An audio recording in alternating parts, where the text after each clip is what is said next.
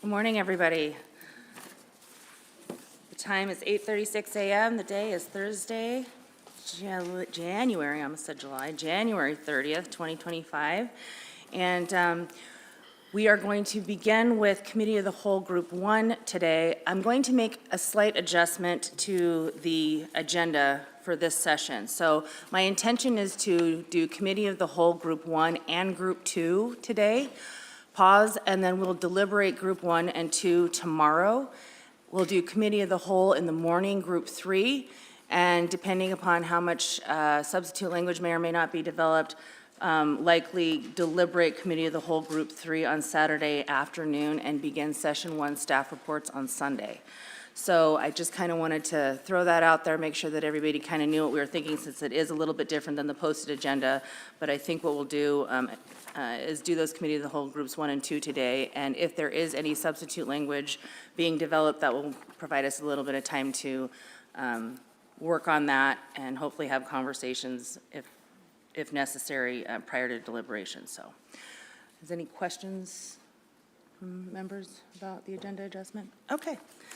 Well, let's talk a little bit about the Committee of the Whole process for those that may not be familiar. So it's a little bit different than public testimony. For Committee of the Whole work, we do the parliamentary procedures for the Committee of the Whole will follow sort of the New England town meeting style.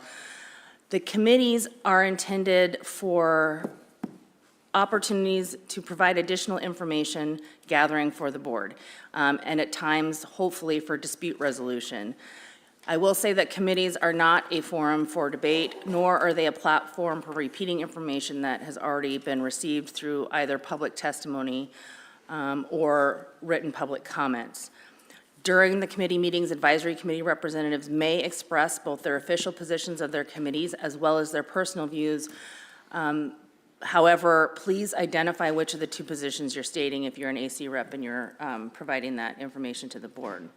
The board recognizes that the AC reps are very knowledgeable fisheries leaders and believes that they must be able to function freely during these committee meetings. During the committee meeting, the public will come forward to the podium here and use the microphone near the front of the table. If you intend to speak, please move towards the front of the room. You can form a line behind the speaker at the podium in order to minimize wait times between comments. Again, as much as we enjoy watching you do the bridal walk down the aisle, it really sort of expedites the process if you kind of come to the front, if you know you want to speak, or if you're a speaker that's sort of speaking frequently.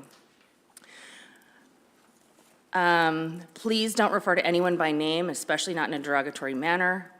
So please don't refer to staff by name, members by name, your colleagues and fellow participants by name. We're looking for new information only during this process, so please don't repeat what's already been said in public testimony or in written public comments. And so let me just caution the AC reps a little bit too. You gave incredible reports yesterday during the public testimony portion. So we know what the position of the ACs are through your written AC report and also the report that was given yesterday. But I would definitely encourage you to help give us contextual information on some of the discussions that you had in your ACs, particularly around maybe split vote proposals or things like that. So we're looking for that additional sort of nuance and context to the discussions that you had in your ACs, but it's not really necessary to just come up and tell us what your position is, because we know that. We got that in our notes from yesterday, from your reports, and also it's in your AC reports if we have them. Now, if we don't have your AC written reports, then, I would say please tell us what your AC's position is. My intention here is not to limit or to, discourage sharing of additional information, but we do want to make sure that it is new to help expedite the process and make sure that the committee is being used for its intended purpose. So again, new information only, don't repeat what already has been said, and if people do start repeating some of the same points or start to get into a debate back and forth, which we don't want to have happen, the committee chair is going to move on to the next proposal. If substitute language is being developed, or if you feel it should be developed, please speak to what the substitute language says or what you think it should say. I'm not aware in this committee if there's any substitute language that exists or has been worked on. If you would like to see amended language and then please let us know that and talk about what the amended language is that you'd like to see to any of the proposals that we have under discussion for the committee meeting. I think that is most of what I have to say. So at this time, I will go ahead and turn the chair over to Member Godfrey, and he will chair Committee of the Whole Group 1. And just as a reminder for staff, when he says, proposal number, whatever we're on, just give us the title and a quick little intro about what the proposal does so everybody knows what we're talking about. Okay, Mr. Godfrey. Thank you, Madam Chair. Okay, I'm not going to have to go over the ground rules, obviously, because the chair did that. So we will just go ahead and jump right into it. Committee of the Whole, Group 1, commercial, sport, personal use crab, 30 proposals is what we're looking at. We're starting with golden king crab, 8 proposals. Proposal 233, staff, please. Thank you, Mr. Chair. For the record, my name is Adam Messmer. I am a shellfish research and management biologist for the Barman Fish and Game. Proposal 233, fishing seasons for registration area A. This would change the criteria for setting the season start date for registration area A, commercial golden king crab fishery, to open during the smallest set of falling tides on the date immediately following the peak high tide from February 10th to February 17th. There's also an identical proposal in Tanner crab 244. Thank you very much. Do we have a representative from PVOA to speak on this? Mr. Chair, just one quick point. For everyone that comes to the microphone, please clearly state your name. Even if you come up again later, please state your name again clearly so that the recording catches it. Thank you. All right. Thank you through the chair. I am Nels Evans, Executive Director of PVOA. This proposal, it was just made to allow a start date that is more beneficial to the fleet, allow better operations. I will also be submitting an RC with a little bit of amended language. Right now, just looking at it, has a little bit of a word salad feel to it. That new language that I'll be RCing in will make it read, set the season start date for Tanner crab, or golden king crab, sorry, for golden king crab in Southeast Alaska to the falling tides immediately following the largest set of tides between the 10th and 17th of February. And I will be striking out smallest set of falling from the language, just to try and clarify the intent there. And that's the substance of the amended language? Yes. Thank you. And I will be submitting it as well as an RC. Great. Thank you. Thank you. Would anyone else like to speak in support of this proposal? Would anyone like to speak in opposition to this proposal? Seeing none, moving on to the next proposal. Staff, please, proposal 234. Proposal 234, fishing seasons in registration area A. This would change the start time for registration area A, commercial golden king crab fishery, from 12 noon to 8 a.m. on the day of the fishery opens. Thank you. PVOA? Yep, for the record, Nels Evans, PVOA.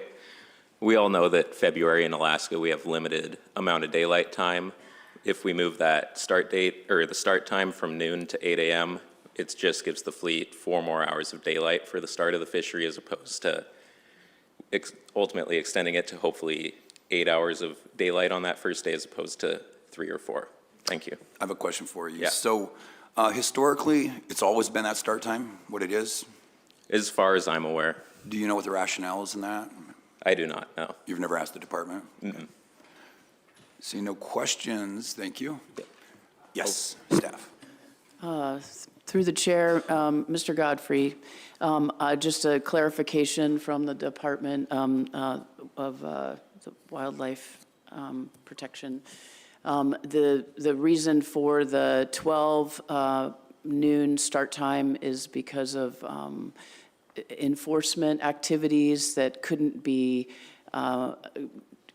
done at 8 a.m. And so those comments are also in our comments, but I just wanted to say that, because that's around the state, typically 12 noon is a typical starting time for crab fisheries. Mr. Chair. Thank you, appreciate it. Board Member Wood? Yeah, thanks. I can't help but notice that both of these proposals seem to revolve around, well, actual just practicality and safety. Is that kind of what you were thinking in your mind? Yeah, definitely. These were asked by my fleet just to try and make the operation of the fishery a little bit smoother, just make that opening a little bit easier. Yeah. Okay, thank you. Yes, please, Mr. Carpenter. Thank you. Directly to the Department of Public Safety's concern that 8 a.m. might not be an optimal time for them due to enforcement in the amount of light. Is there any alternative start times that might be just a little bit later than that your organization considered? No, we just considered the 8 a.m. All right, thank you. Okay, seeing no further questions, thank you very much. Anyone else like to speak in support of this proposal? Anyone like to speak in opposition? Yes, sir. State your name, please.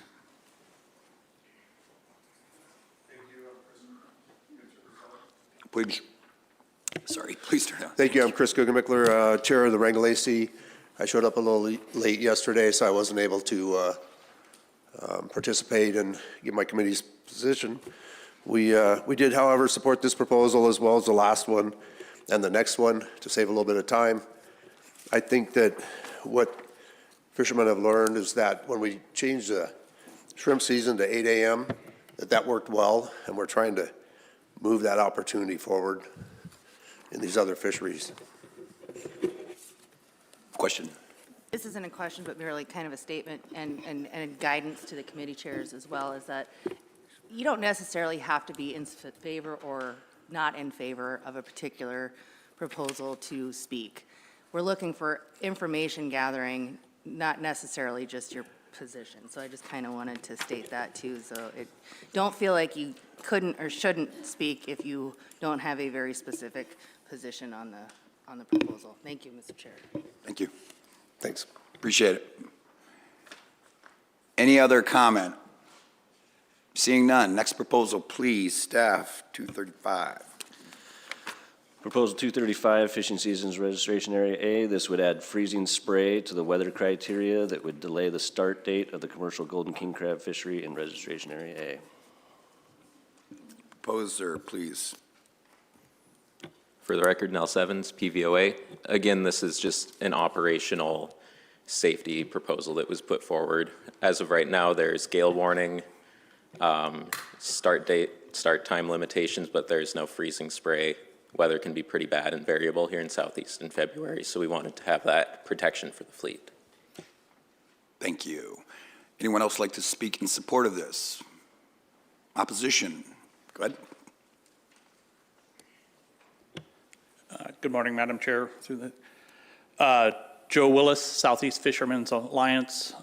We are in support of this. One thing we don't want to get lost is currently the golden king crab and the tanner fisheries start at the same time, and there's matching proposals on this. We want to make sure that both still stay starting at the same time and it doesn't get mixed up. My vessel's incredibly small, and freezing spray is more of a factor than a gale for safe transport to and from the field with our gear. It's heavy, my boat's small, and we just want to make sure both seasons still start at the same time. Thank you. Thank you.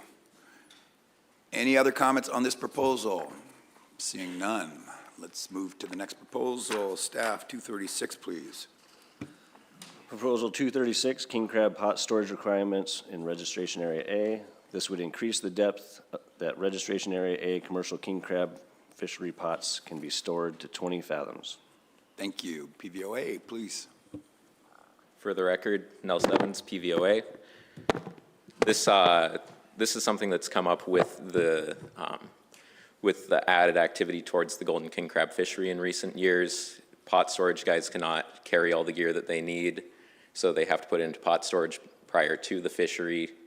This pot storage is right in the same areas where guys can anchor up if the weather is bad, which has led to times where vessels are unable to anchor in safe bays because there's too much gear stored in there.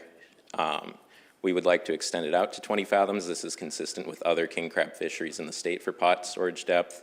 We have an RC for this proposal that would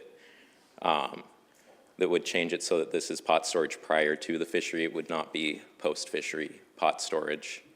That language would be adding in so that it says for the period before the Southeast Alaska golden king crab fishery. Happy to answer any questions.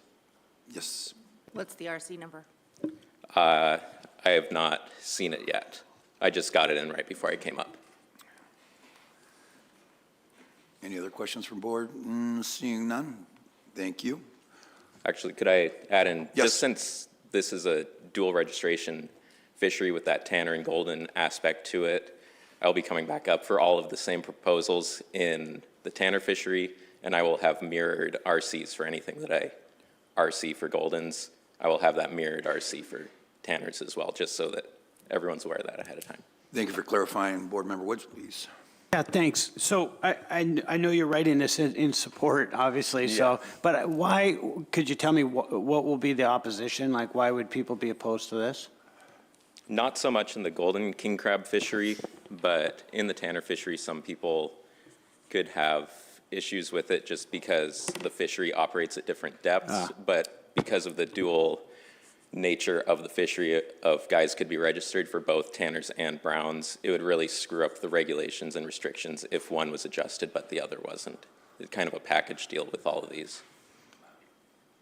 Yes. Okay, so that means, so in Golden, it doesn't matter so much because you're fishing deeper, but for Tanner or whatever, you could be fishing in 20 fathoms and, Potentially. yeah, okay, thanks. Yeah, thank you. Thank you. Would anyone else like to speak on this proposal? Question, yes. I have a question for Nels. What depth are are you fishing those pots at typically? For golden king crab? Yeah. You're fishing, I would like to phone a friend. Because I don't participate in the fishery, but I have members Sure. here that are participants. Whoever is best. You get one phone a friend. All right. My name is Andy Kittums, for the record. I'm a commercial golden king crab, tanner crab, red crab fisherman. Generally, golden king crab, we fish 200 fathoms to 400 fathoms. So a fathom is 6 feet, so 1,200 feet to 2,400 feet, half a mile. Are you guys using the same pots for these different crab fisheries or different pots? Generally, no, because the pots need to be heavier for golden king crab because we're fishing them so deep. But what about for red king crab and, I mean, is there a Yes, Gear we use the same differential? pots for reds and browns. And what depth are you fishing reds at? Reds, you can fish them in 3 fathoms. There's crab there in the wintertime, all the way to 70, 80 fathoms, maybe even over 100. Okay. The reason I'm asking these questions, I'm just kind of trying to get an idea of sort of the practicality of how you guys are fishing because of the enforcement issue that's raised, in terms of just making it real easy to delineate what's being fished and what's not being fished. Yes, I so- would imagine that enforcement issues are if there are crab at that depth and you're storing gear at that depth before the season, if somebody has a bait jar in that pot, it could catch crab. So I understand enforcement's problems with this, but they also have the ability to go haul the pots that we've stored. And the reason, I don't know if you guys are aware, but the reason we store the pots is because most of the boats in our fisheries are 58 feet or less because we also fish salmon. We physically, my pots weigh 700 pounds apiece. I physically can't carry all 80 pots on the boat. So we go out before the season and we store some. I'll store up to probably 30. So I only have 50 pots on the boat, which is 35,000 pounds of weight. So if the weather gets crappy, I can not capsize. Thanks. Board Member Wood? Yeah, so, but when you store the pots, they're not like loaded, right? Or they're, Oh, no. they're in storage mode. Yes. You're not fishing them. Yes. Regardless The of doors whether. have no bay jars, doors have to be open. Yeah. Clearly identified, your name, your vessel identification has to be on the buoy. Yep, okay, thank you. Seeing no other questions. Okay, thank you. Thank you. Is there anyone else who'd like to speak on this proposal? Seeing none. Next proposal, please, staff, 237. Proposal 237, description of golden king crab fishing areas within registration area A. This would expand the defined lower Chatham Strait area in the golden king crab commercial fishery in registration area A to include a portion of District 5. Thank you. The proposer in the room would like to speak on this. Yeah, my name's Steve Thomas, and I'm a commercial red king crab tanner, golden king crab, Dungeness fisherman. Done everything.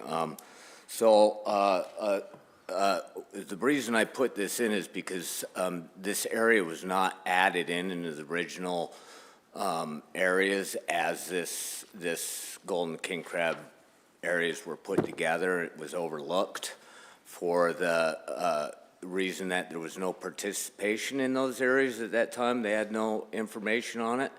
I feel that the way things are going today, that it would be kind of nice to have this area in, if for nothing else, to maybe grab data out of it. There might not be crab there, but there might be, and it might give us an opportunity to be in different areas for tide or weather concerns when we're down there. Doesn't appear any questions, Steve. Thank you for the explanation. Appreciate it. Would anyone else like to speak in support of this? Would anyone like to speak in opposition? Any other comments on this? Seeing none. Next proposal, please, staff. Proposal 238, description of golden king crab fishery areas and within registration area A. This would expand the defined southern area in the golden king crab fishery in registration area A to include all waters of section 3A. Thank you. Steve. Be the same comment as the first one. Thank you. Thank you, Steve. Anyone else like to speak in support of this? Opposition? General comments? Seeing none. Next proposal, please, 239.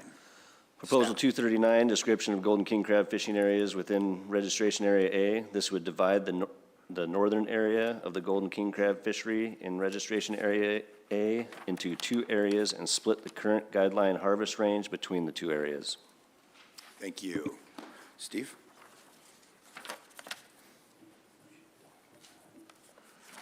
I feel that if we split this area in half, it would make it more efficient for the management of this product, and maybe not so much,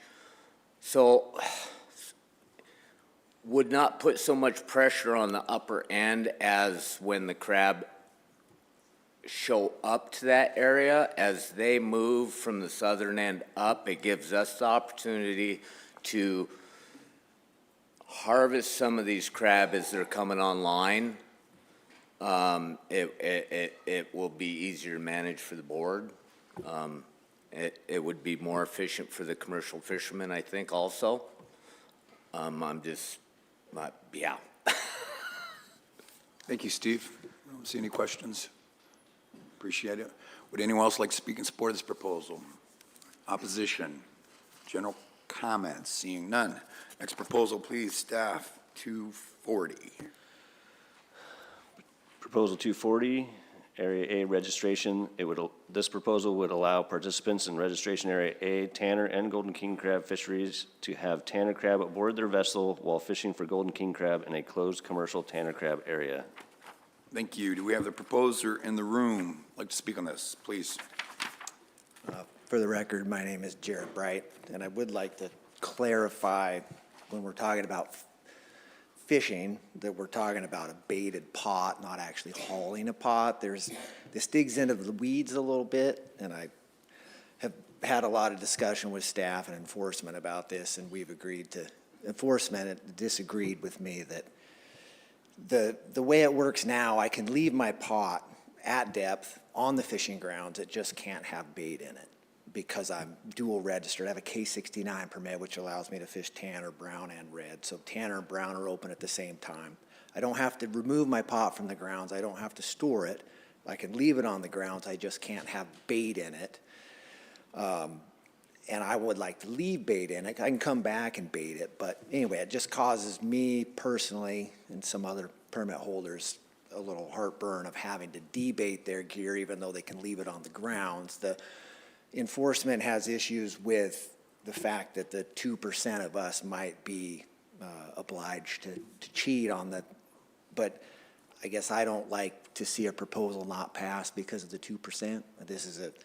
There's no concerns with the stock. The area is open for golden king crab. I'm registered for golden king crab. I have a golden king crab permit, and as soon as my tanners are unloaded, I can come back and bait my gear, but it costs me time and money not being able to have my pot baited. And the only thing that says right now that my pot is unbaited is my word or my moral compass that guides me in that direction. Whereas to say that it's, like the chair asked earlier if we use the same pots. I'm using the same pot for tanners and the same pot for browns. What makes it a tanner pot is that it has 4 3/4 inch escape rings. But the way we rig them is you've got a 6 1/4 inch king crab escape ring, and then you've got a 4 3/4 ring inside of that. It's zip tied, you cut the zip tie, you flip the ring up, now it's a king crab pot. And because the escape ring is 6 1/4 inches, most of the tanner crab can get out of that pot at this point, so it's no longer a tanner pot, it's now a king crab pot. But the only way to tell whether I've unbaited it is to haul it and check, or watch me when I come back to haul it.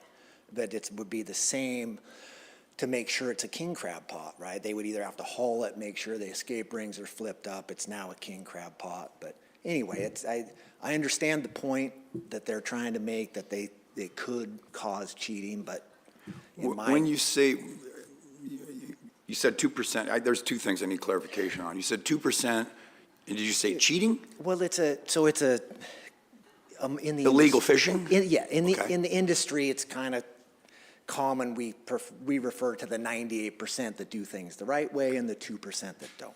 It's just kind of a number we use. And when you opened up your comments, you said you wanted to clarify, and you were trying to draw a distinction, and you lost me there, but I thought I might figure it out. But you said hauling versus storing, I'm lost. So, and I apologize. Hey, it's technical. I'm the this layperson when it comes to this. This digs into the weeds a little, and I was hoping we could come to an agreement amongst ourselves, but we didn't. But fishing, the definition of fishing is both hauling a pot, but if I have a pot that's baited, that's catching crab, that's also fishing. So, I mean, this thing is so sticky that in the last 2 announcements for golden king crab, it's been outlined in black ink because there was some misunderstanding by different people on, well, I'm not fishing because I'm not hauling my pot. Well, yes, you are fishing because you have baited gear. So dry hauling versus baited. Okay, got it. Thank you. Yes. So, yeah, you're fishing if you got bait. But I guess what was my other question now? I'm just trying to understand the burden here. Because it doesn't seem like it's that burdensome to remove bait or to have bait. Like, why is it such a big deal to rebait your pot? When I go to town to unload my tanner crab, it costs me, I'm in town for sometimes 3 days just to get my crab off the boat. So I'm missing my opportunity to be catching golden king crab while I'm in town unloading my tanner crab. Any other questions from board members? Thank you, Jared. Appreciate it. Would anyone else like to speak in support of this? Opposition? General comments? Seeing none. Next proposal, please. This would fall under the header of golden, not king crab. Staff had indicated to me earlier. Proposal 241. Mr. Chair, my name is Jan Rumble. I'm the program coordinator for groundfish and shellfish in Southeast Alaska, commercial fisheries, and proposal 241, operation of other gear in registration area A. This proposal allows a vessel participating in the registration area A commercial king crab fishery to operate groundfish coil spring pots, commonly known as slinky pots, to catch bait. Mr. Chair. Thank you. Jared. My name is Jared Bright, for the record. I'm happy to report that we've come to an agreement on this particular proposal. There's an RC going in that everybody's happy with. I did bring a slinky pot just so everybody understands what we're talking about. If you'd like to see it, I'm happy to show you. Thank you. Appreciate that. And I'll take the opportunity during the break to see it, Jared. Yes. What is the agreement that you came to? Can you speak to that? So we know what you're talking about? I don't remember all the language. There is an RC, I believe. Do we have a number? I mean, just kind of what was the idea? What were the sticking points? Like, what was the? Just what some was the issue language that- changes to, like, there was before the season is kind of out. We can't use them before the season. Just some clarification on what the buoy would say LP on it and bait so that it was, and there's a pot limit now, the 30 pot limit. And there's a few slinky pot proposals, and we, got rid of the Dungy crab, but kept the tanner and the king crab, brown king crab. Yes, Board Member Wood. Yeah, I might say I was paying attention to this, and I did take the opportunity to go out in the parking lot and check out the slinky pots. I never saw one before. Very cool. Take the opportunity if you don't know what they are. Thanks. Thank you. All right, Jared, see no other questions? Thank you. Thank you. Would anyone else like to speak in support of this? Opposition? General comments? Seeing none. Next proposal, 242. Red king crab. Proposal 242, Section 11A, red and blue king crab management and allocation plan. This would allocate 100% of the Section 11A red king crab guideline harvest level to the personal use fishery, 70% for the summer harvest and 30% for the fall winter harvest. Thank you. Do we have the proposer in the room? Do we have? Okay. For the record, Nicholas Orr for Territorial Sportsman, Inc. Yeah, it was a purely allocative support, proposal in that some of the personal use members of the community would like to allocate all of the king crab to personal use because they felt that the area, one, being close to town is, it's very close to town, and also that they didn't feel like the biomass could support a commercial exploitation. Board Member Carpenter. Thank you. During your discussions, I assume in Juneau, was there any conversation, or did you have any conversations with department staff specifically surrounding the idea that if the board were to take action to allocate 100% of the red king crab and 11A to the personal use fishery, that would effectively make it virtually impossible for the department to actually open the red king crab season in general? I think I alluded to that in my general testimony previously, but that was discussed at the Juneau Douglas Advisory Committee. The response was that you could exclude 11A and reformulate that 200,000 pound GHL. Whether Okay. that's feasible, that was the response. Okay, thanks. Board Member Wood. Yeah, thank you. I mean, this struck me because when somebody asks for 100% of something, that's a big ask. And then I wondered if it's for conservation purposes and you get the 100%, are you going to fish the 100%? Or are you going to set aside the 40% that you're being taken away for conservation purposes? Like, how does that work? Currently, I think it's written that they would fish, the personal use fishery would receive the 100%, but I think clearly it would be up to the department to set limits and seasons on that. Yes. In the discussions, how did you discuss, number one, like, would the personal use then be counted towards the GHL, the commercial, or the guideline harvest level? And/or how did you discuss how the department would be able to assess and set that GHL without that fleet information? I think the concept would be, and correct me if I'm wrong, but they do surveys in the different areas, and so you would just exclude 11A and then come up with a different number. I'm not necessarily an expert or very well versed in how the crab management is done for king crab, and a lot of the discussion at the advisory committee was more along the lines of, I remember when there was a lot of king crab, and I want to go back to that, and this is a step in that direction. And I don't know whether people are open to like setting some aside for conservation. I don't think it's necessarily a bad thing because it's the most productive area in Registration A, but that's just my own personal opinion. Thanks. Thank you very much. Would anyone else like to speak on this proposal, for or against in general? Seeing none. Next proposal. Yep, go ahead. We're still talking on this proposal, right? On 242, yes. Yes, go ahead. For the record, I'm Chris McDowell. I'm a commercial fisherman, red crab fisherman. I'm also a longtime participant in the 11A personal use fishery. I've lived in Juneau for over half a century and have been doing personal use in 11A for 40 years. So I want to elaborate a little bit, expand on the access of personal use to the red crab resource in 11A. So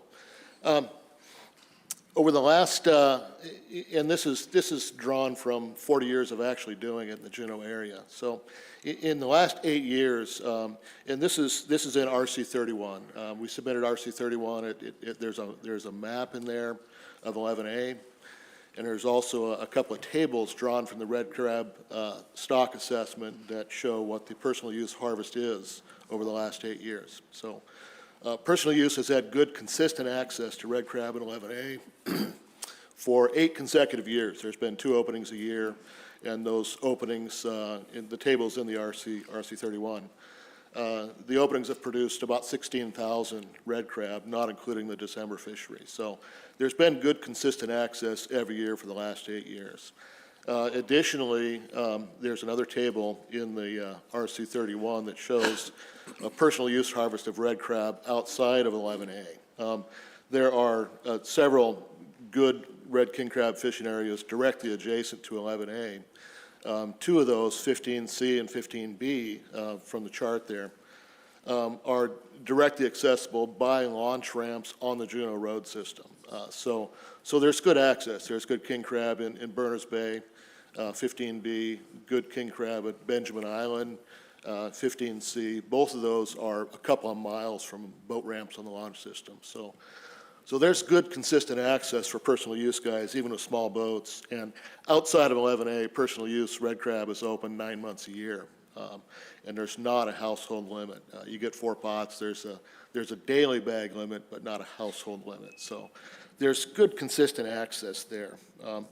I think the other piece that's germane to this proposal is that when you look at the personal use user group, in RC2, there's a table, 242-3, page 26. There's a table there that shows the number of personal use permits for 11A red crab. And that the number of permits dropped from about 3,000 in the early part of the 2000s. 15, 20 years ago, it was closer to 2,800, 3,000 permits. That's dropped to about 1,500 today. The 5-year average is right around 1,500. And there's a number of factors involved in that. But the point is this, is that the size of the user group is pretty consistent the last few years. So this allocation seeks to benefit a user group that's consistent in size. Juneau's population is in decline. It's been declining steadily, slowly, but steadily for about 10 years. So the user group is not growing as a result of population increase as in other parts of the state. So you've got a consistent user group that's got good, consistent access already. So that's part of the picture, I think, that's germane for 242. Thank you. Board Member Wood? Yeah, thanks. Could, for the commercial fishery there, could you give me an idea of the size boats that are being used for the commercial fishery? Within 11A? Yes. The local fleet, there's about 15 red crab permits that live in Juneau. Several of those guys are pretty modest size. 2 of the guys that I had long conversations with are 42 feet. So like most of the king crab fisheries, the boat size kind of tops out at 58 feet because of salmon, but there's a number of smaller boats fish within 3A, 42 footers, 45, modest sized boats. Okay, cool. All I can imagine is Deadliest Catch, so but thank you. Yeah, they're pretty different. I see no other questions. Thank you. Appreciate it. Thanks. Was there someone else who had a comment on this proposal? For the record, Jared Bright, I have a red crab permit, live in Petersburg.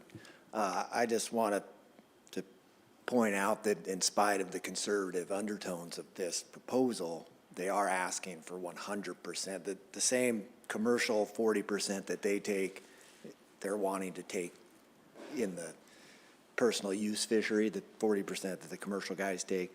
And I echo their sentiment that I would like the days of lots of red crab, but I'm not willing to ask for their 60% to get it.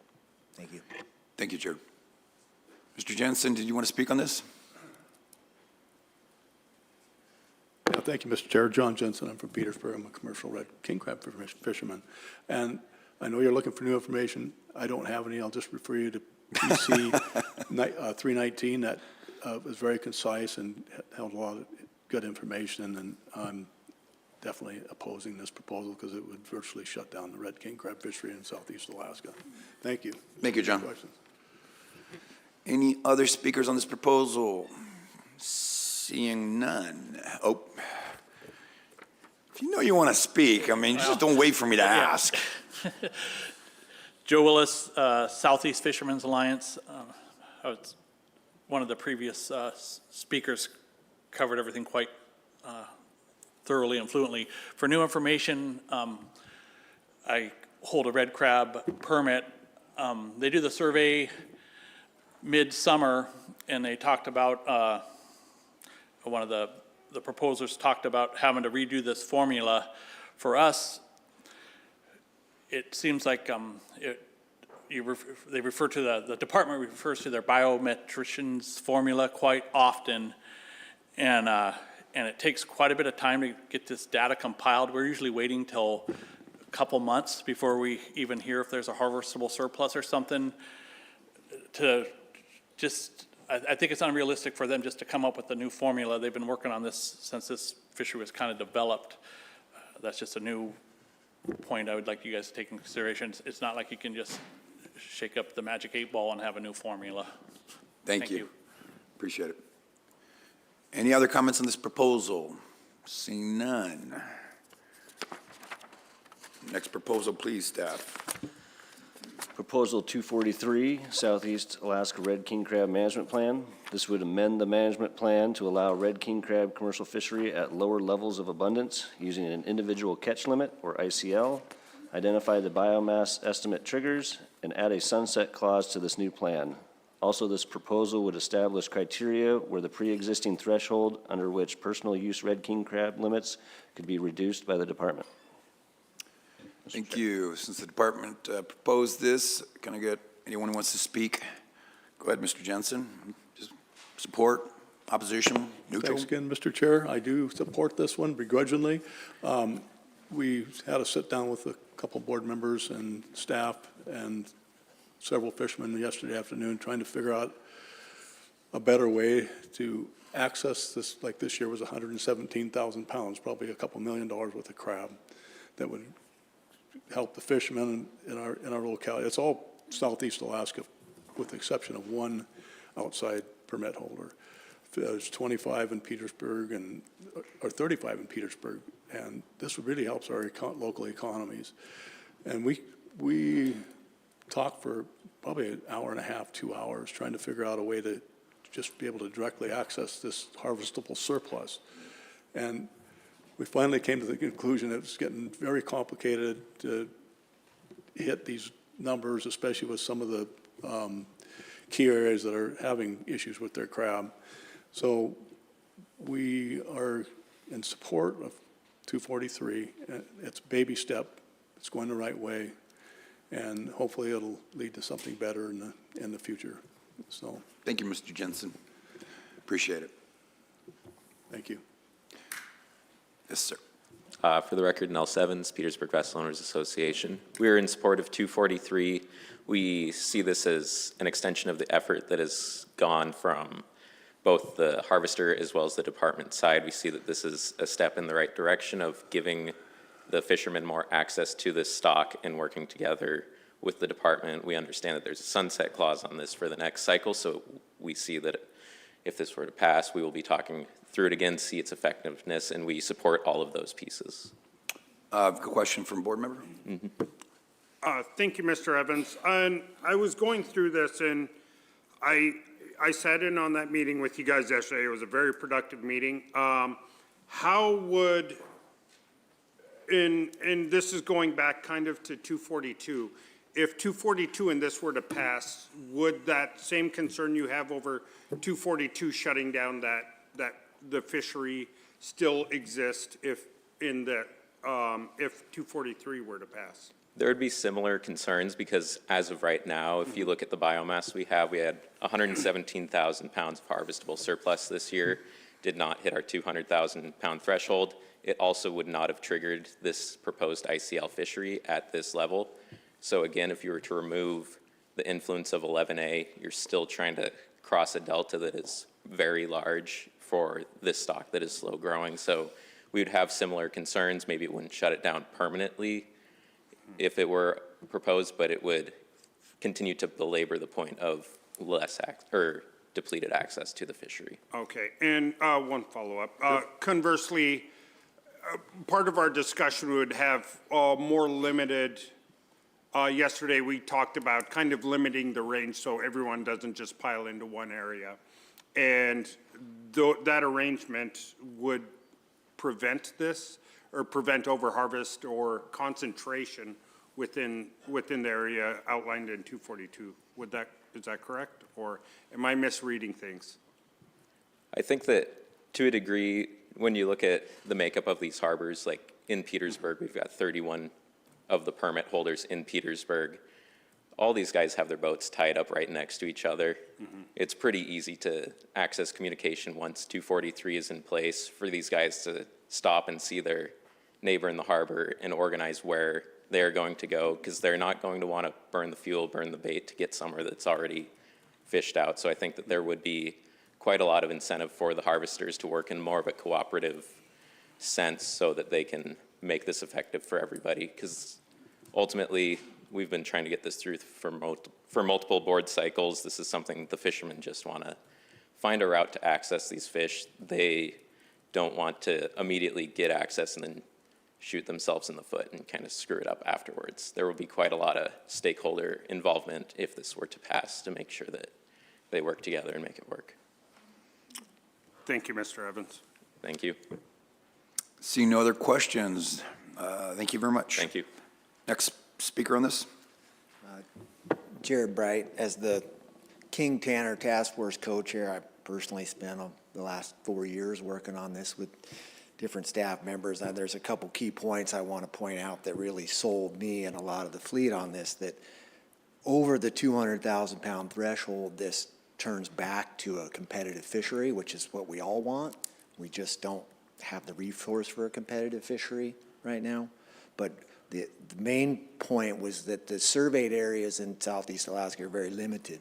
Through this ICL, we would be able to have a fishery survey of all of the non-surveyed areas and get a much better understanding for the kind of crab that are outside of the surveyed areas through fishery logbooks and data, and take that into account and try to get this back to a place where we have a competitive fishery. Thank you. Thank you, Jared. Joe Willis, Southeast Fishermen's Alliance. For new information for you guys to ponder when we are in support of it. I'm also a red crab holder. Markets are changing back. You know, everything used to be sections and glazed, and now we're all, a lot of the crabs going live. And even with our local processors in the golden king crab fishery, almost everything's going live and getting on a plane and going over to China now. And we could, this is just becoming a lot more valuable, and to give us some opportunity, it'd be great. A point that's not in anything that I'd like to consider is, I don't know if ulterior motive is the way to word this, but I also hold a Dungeness crab card. And like 4 board cycles ago, that we made it compliant to where we can fish, and you'll see proposals later on this, but with shrimp and Dungeness, but we can concurrently fish our Dungeness permits and red crab at the same time. So we're already out there, but the plants currently, through catch rates, the biggest processor closed November 12th, I believe, last year. And the season, and they're kind of directing market length. And traditionally, the red king crab starts November 1st. But market dictates season length for our Dungeness. Unless we're willing to get boxes and totes and ship live ourselves, when the market closes down, we put our gear on the beach because we have nowhere to sell. And for me, I like fishing till the bitter end. If they say it's open, I like to be out there, and they would have already staff on hand for processing crab, and I could also sell my Dungeness crab longer, which would benefit me and my family. So, thank you, Newham. I have a question for you from Board Member Yes. Kurtz. Thank you, Mr. So, Sorry. Joe,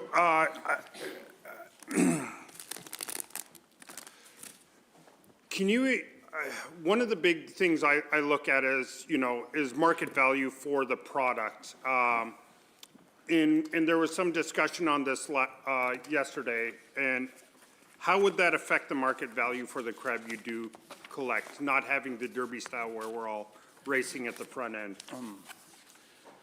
It would increase the X value substantially. What you'll see, like with the golden king crab, that happens is fishing is more the cream stuff where it's been built up and you set on it. What we're running into now is all the product hits the docks at the same time, and it kind of floods the market, and the X vessel price goes down accordingly, supply and demand. We as industry, if we're doing live, we coordinate pretty good shipping live, especially with, I'm more familiar with shipping Dungeness live, but on bringing our delivers in, especially if like market has a certain, hey, we need 2,000 pounds a week or something to support our live, we would just coordinate to bring that in, depending on what our share or individual catch limit or whatever it is, would be and we would get a higher X vessel price for that. Instead of like, we're tripping over crab, we have to shell it for meat market or something, which has a lot less value than live. Thank you. Thank you. Andy Kittums, for the record. I can get directly to the market numbers. I'm a golden king crab fisherman. The first, last year in 2024, the first price offered for most of the crab was $9 a pound. 3 weeks later, it was $17 a pound. Big difference. Yes. Pardon me? I was just going to ask you, how often does that happen? That dramatic fluctuation? It's pretty common because, like Mr. Willis just said, that the market gets flooded. For the live market, there's only so many places those crab can go. So there's too many. And then over time, those get spread out, and the deliveries slow down, and then the prices go up. So I think what Member Curtis was getting to is if we had this red crab fishery the way it's structured, it would slow down the fishery, and we could derive the highest price for those crab. Board Member Carlson Mendort. I'm just wondering, and maybe this will be a department question later on, but in your, or anybody in here, I'm just kind of curious, number one, where else this is done and what effects it may have had on permit value that the board should be considering? Pardon me? Anyway, where else is the state that it has an individual catch limit type of structure to it? And then, and this would be a department question. Don't answer that. Never mind. I'm just thinking out loud. Sorry. Okay. But my question is related to permit value. Do you anticipate that this would have an effect on permit value if this were to pass? I would assume so. My permit, now that I haven't fished red crab commercially for 7 years, it's basically worthless.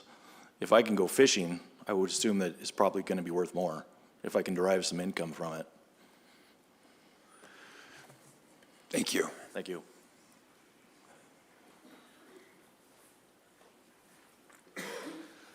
Chris McDowell, I'm a red crab permit holder. I just wanted to speak quickly to one of the concerns about the capacity of the department to stop the fishery before we hit GHLs in certain areas. So one of the aspects that it might not be clear about the red crab fishery, let me reference the golden king crab fishery. It takes a couple of days for the fleet to stop fishing, get its gear out of the water. Big, heavy pots, 80 pots, real deep. You got to shuttle gear to storage and so on.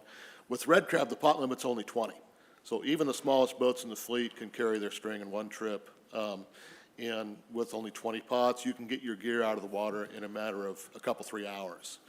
So the department's capacity to stop the fishery on time to avoid an overharvest in any area, the capacity of the department's better. We've got daily call-ins, only 20 pots, we can stop right away pretty much.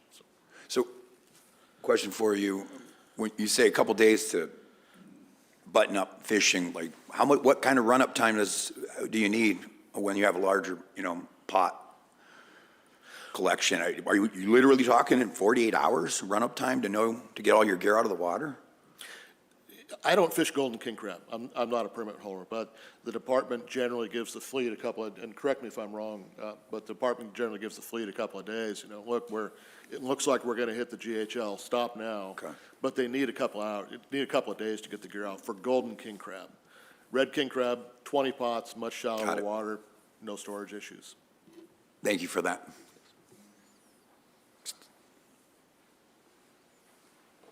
Steve Thomason, I'm king crab, and I have a crab plant we ship alive. So just to try to fill you in a little better on the price difference.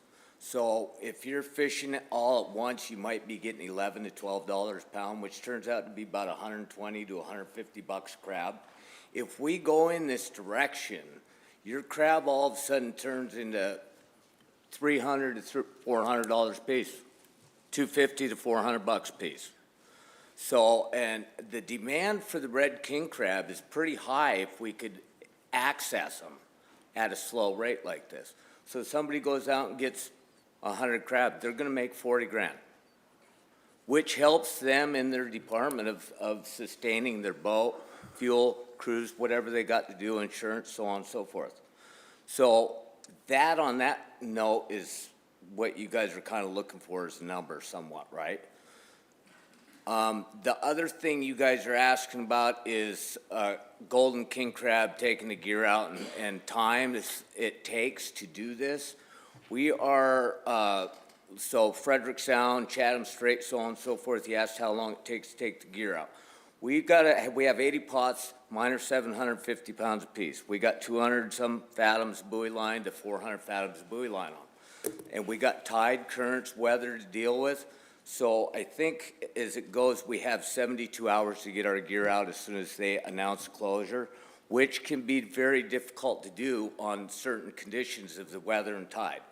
So it does take quite a bit of time. I can put 40, 50 pots on my boat, but then I have to run them somewhere and dump them and put them off to get the rest out. And if the weather comes up a little bit and it's kind of, it's a process. So I don't know if that helps out any. What's the pot limit? 80? Thank you. No other questions. Thank you, Steve. Appreciate it. Morning, Board. Don Spiegelmeyer, OBI Seafoods. Just a couple of things on market I wanted to put out there. For the golden king crab, 1, maybe 2 live buyers. And what everybody said about this fishery being fast, we start out, we overload this guy in a day, what he can get, what he can work through, because he has to work through and send all this stuff over to China, Japan. And we're one of, I think, 3 or 4 buyers in Southeast. Moving into the red king crab with a slower fishery, we haven't bought in 7 years, 8 years.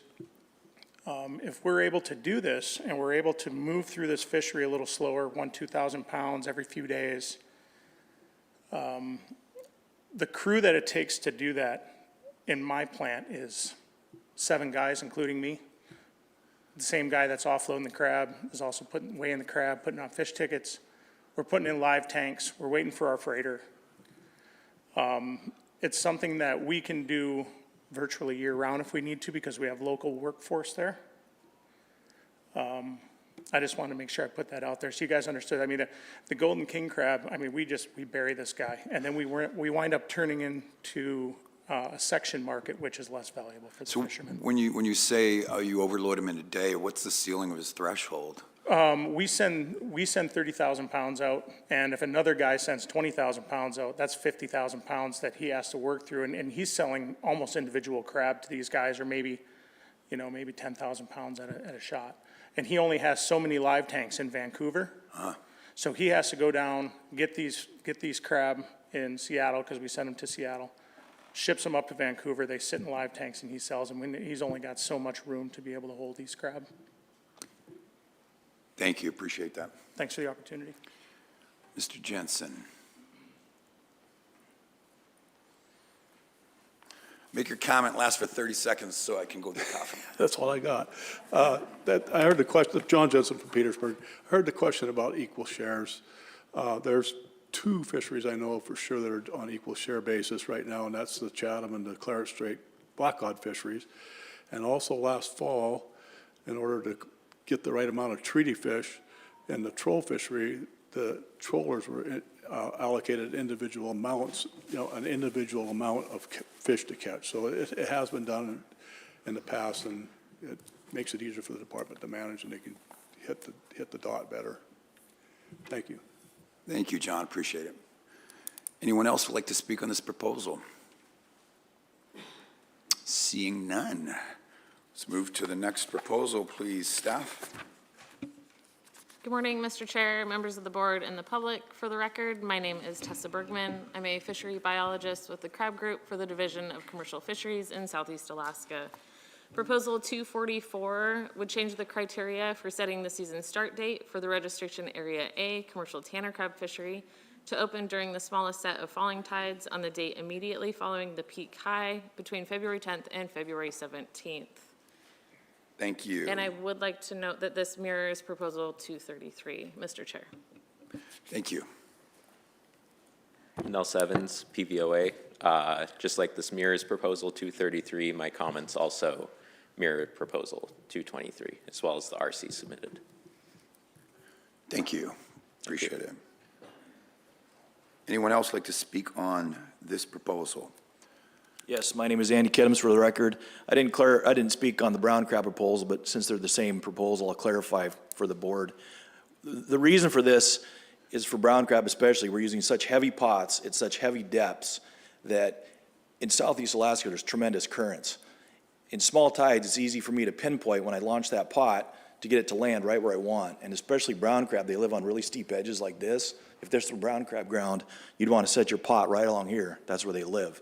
And it's really hard to find those spots and make your pot land where you want. So that's why we would like to have a start date when the tides are really small. No questions. Thank you. Appreciate that explanation. That's helpful. Any other comments on this proposal? Seeing none, we'll move to the next proposal. Staff, please. Thank you, Mr. Chair. Proposal 245. This proposal would change the start time for the registration area A commercial tanner crab fishery from 12 o'clock noon to 8 o'clock a.m. on the day that the fishery opens. Thank you. Thank you. Yes, please. For the record, Nels Evans, PVOA, and mirror my comments for the Proposal 234 that ties this to the golden king crab fishery. Thank you. Thank you. Anyone else like to speak on this? Yes, Joe. For the record, Joe Willis, Southeast Fishermen's Alliance. We're in support of this. We were wondering if there could be, for this in the golden crab, if language was put in place to where if enforcement was comfortable with like maybe a different start time, like 10 a.m. or something, where they felt like they could have their boats and do the boardings and all that. A lot of this is just daylight, heavy pots, and it's just safer for us and our crew. Thanks. Thank you, Joe. Okay. Board Member Wood. Sorry, yeah, I'd just like to clarify. So when you're saying start date, say you want it 8, that would be the time that that you would be actually, the pots would be dropping into the water. Is that correct? That is, through the chair, Mr. Yes, that is correct. Okay, thank you. That's when we start deploying. Yep. Thank you, Joe. Anyone else like to speak on this proposal? Seeing none, next proposal, staff, please. Thank you, Mr. Chair. Proposal 246. This proposal would add freezing spray to the weather criteria that would delay the start date of the commercial tanner crab fishery and registration area A. And I would also like to note that this mirrors proposal number 235, Mr. Chair. Thank you. Yes, please. Nels Evans, PVOA. I'd like to mirror my comments for Proposal 235, the mirrored proposal there.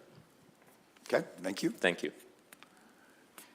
Anyone else like to speak on this proposal? Seeing none. Next proposal, 247, staff, please. Thank you, Mr. Chair. Proposal 247 would increase the depth at Registration Area A. Commercial tanner crab fishery pots can be stored to 20 fathoms, Mr. Chair. Thank you. Nels Evans, PVOA, and again, I would just like to mirror my comments for the parallel proposal. Thank you. Thank you. Anyone else like to speak on this proposal? Seeing none, staff, proposal 248, please. Mr. Chair, Proposal 248, operation of other gear. This proposal allows a vessel participating in a Registration Area A tanner crab fishery to operate groundfish coils, spring, slinky pots to catch bait. Mr. Chair. Thank you. Jared? Jared Bright. Same with the mirror the proposal 241. There's an RC that 30 pot limit. The buoys have to be clearly marked as LP, long line pot bait sets. And there'll be a RC that references that. Thank you, Jared. Thanks. Would anyone else like to speak on this proposal? Seeing none. Next proposal, staff, please, 249. Thank you, Mr. Chair. Proposal 249 would allow tanner crab commercial fishery participants to operate pot gear for subsistence, personal use, or sport fisheries after unregistering from the commercial tanner crab fishery. Mr. Chair. Thank you. Nels? Yeah, and for the record again, Nels Evans, Petersburg Vessel Owners Association. As of right now, the tanner crab fishery is managed in two ways. You have your core areas and your non-core areas. Based on the preseason stock assessment, you're given X amount of days to fish in those core areas. Depending on harvest rates, days can be added onto that. Most of the time, you're looking at a 5, 6, 7 day fishery in the core areas.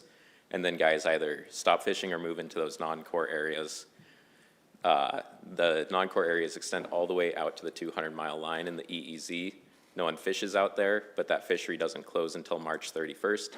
As of right now, if someone was to go in, unregistered from the tanner crab fishery, just because there is still that extended fishery in the non-core areas going until March 31st, say they finish fishing on February 28th, they cannot go set a sport, personal use, or subsistence pot without getting a ticket until after that March 31st closure.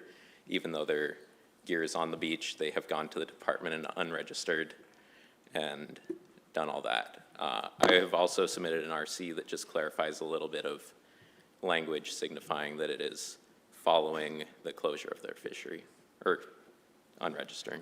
Board Member Carpenter. Thank you. Could you clarify that just a little bit for me? Did you say specifically that this extended time period is only in the EEZ? It's to any non-core area until it's closed, but because no one fishes in that EEZ area, that never gets the participation to close it. Okay. It's an exploratory area as well. I think I understand. Thanks. Yeah. Thank you. Thank you. Would anyone else like to speak on this? Jared? Jared Bright, as the person that passed the proposal that brought the EEZ into an exploratory area, I've taken a lot of flack from people that can't go personal use fish for shrimp. So please pass this proposal. Thank you. Anyone else like to speak on this proposal? Seeing none. This next proposal, 250, please. Staff?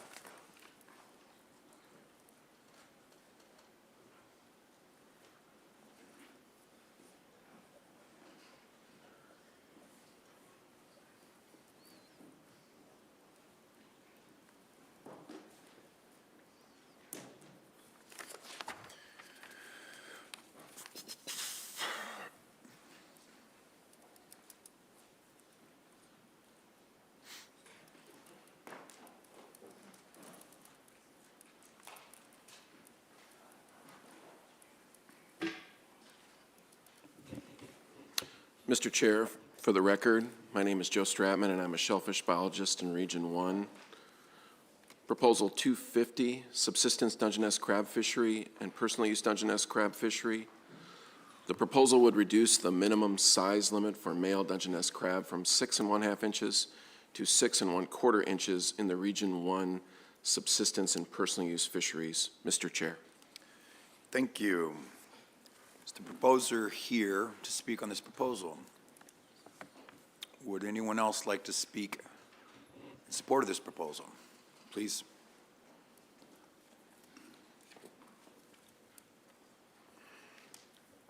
For the record, Max Warhatch. I'm from Petersburg. I'm a commercial Dungeness fisherman, and we like the idea of this proposal. Derek brought it up to me before, actually during the last cycle, and we talked about it quite a bit. And we felt like a lot of the area closures that were happening were due to reduced opportunity from commercial fishing. We felt like this, by reducing the size for personal use and subsistence, it would have very little effect on our fishery because we don't think there's that much taken, and would give them opportunity if there was a, not very many large crab around, which we do run into quite a bit in the course of our fishery. We will find lots of crab that are just under the stick. I mean, just under the stick. They're the same age class as the crab that are legal, but they just haven't quite molted yet. Washington, Oregon, both have vibrant Dungeness fisheries, both in Puget Sound and Washington, and on the coast and in some of the bays down there, and they have a much smaller limit. So it doesn't seem like it has an effect on the reproductive ability of these males to get into the fishery. We don't know how much personal use and subsistence gets taken. I don't know if those numbers exist. I don't know if the department really has them. I haven't seen any. We don't think it's that much compared to what we take, and we just, I don't know, we think it gives them some opportunity, and maybe we're possibly someday maybe get some of these areas that were closed opened up to us again. Thanks. Thank you. Would anyone else like to speak on this proposal? Seeing none. Oh, go ahead. Good morning. Keenan Sanderson representing the Ketchikan-Clinton-Haida Community Council. One thing that I either didn't see or may have glanced over in any of the reports as it relates to Dungeness crab, particularly for this meeting, is there's no mention in the oncoming invasion of European green crab. And that is an issue because European green crab and Dungeness crab are going to directly compete with each other in many of the nearshore areas in southeast Alaska. We're already seeing this a little bit within the Metlakatla area as they've anecdotally, but from what people have been seeing over there is that they're already seeing the impacts of European green crab, even though European green crab have only been observed to be over there since 2022. For just a little bit of information, and I guess for clarification as to, for those of you who may or may not know what European green crab are, they're originally from Europe, hence the name European green crab. They only get about this big on the carapace. Dungeness crab are about this big, and you might be like, well, Dungeness crab are bigger, they should be able to outcompete them, right? Well, you'd think so, but Dungeness crab aren't always this big. Sometimes they're this big or smaller, and when the Dungeness are about that same size of European green crab, those green crab are fully developed and way more aggressive than those juvenile Dungeness crab. And at that point within their life cycle for Dungeness crab, that is when they are less competitive, and those populations are going to be negatively impacted by European green crab. Obviously, European green crab have only been observed in a couple of areas in southern southeast in the past couple of years, namely Metlakatla, or Annette Island, Gravina, and Boswick Bay, and Kassan Bay, and Prince of Wales that we're aware of right now. But there's very little monitoring to look at the broad scale locations on where they're going to be at.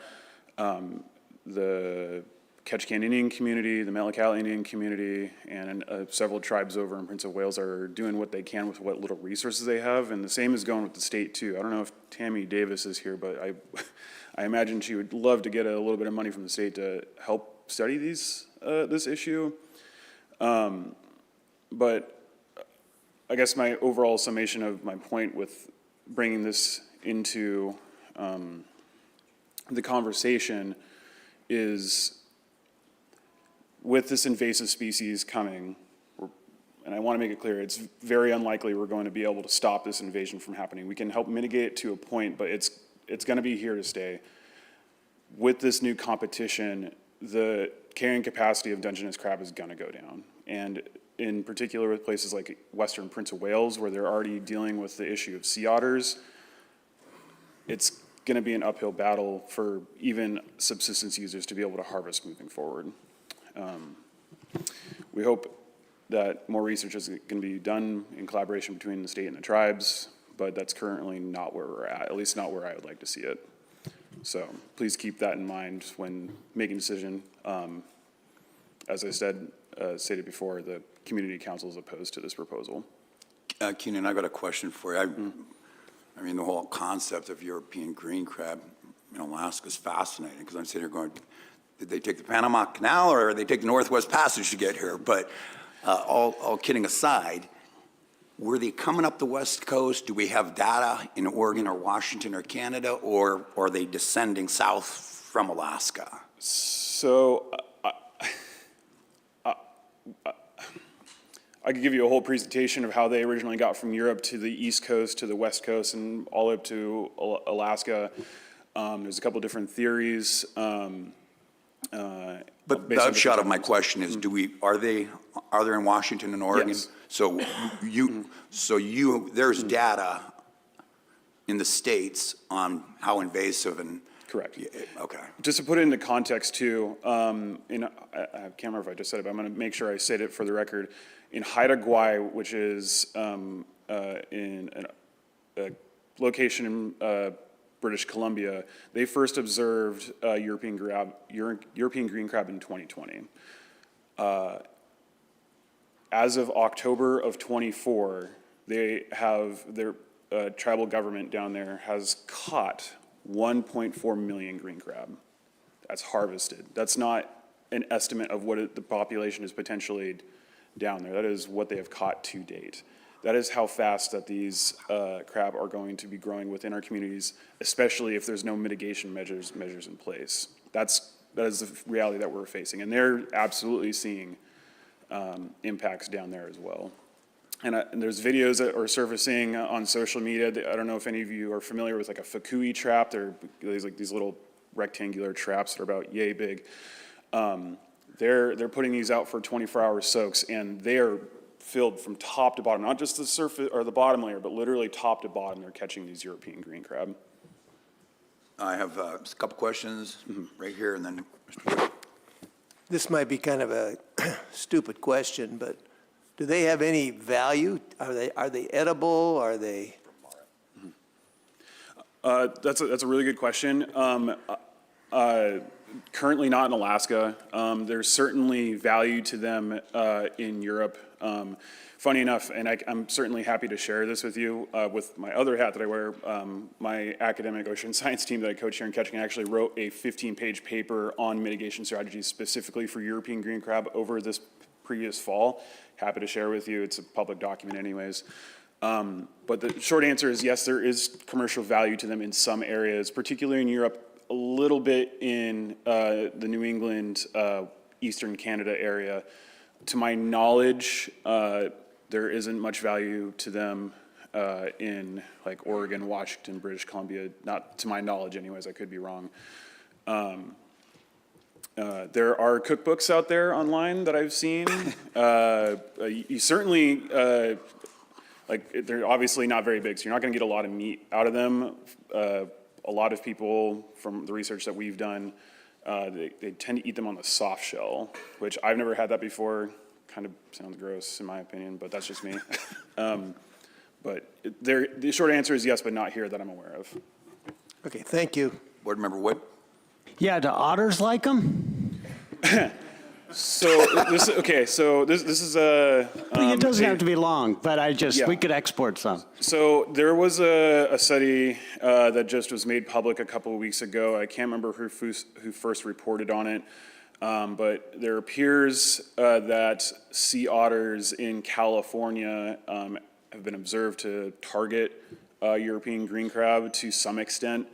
I personally am not fully convinced that is a solution that we should be targeting, especially since sea otters are such a problem in southern Southeast Alaska. I don't want, it's a complicated issue for me because sea otters are still negatively impacting most other shellfish species, and I don't want, anyways.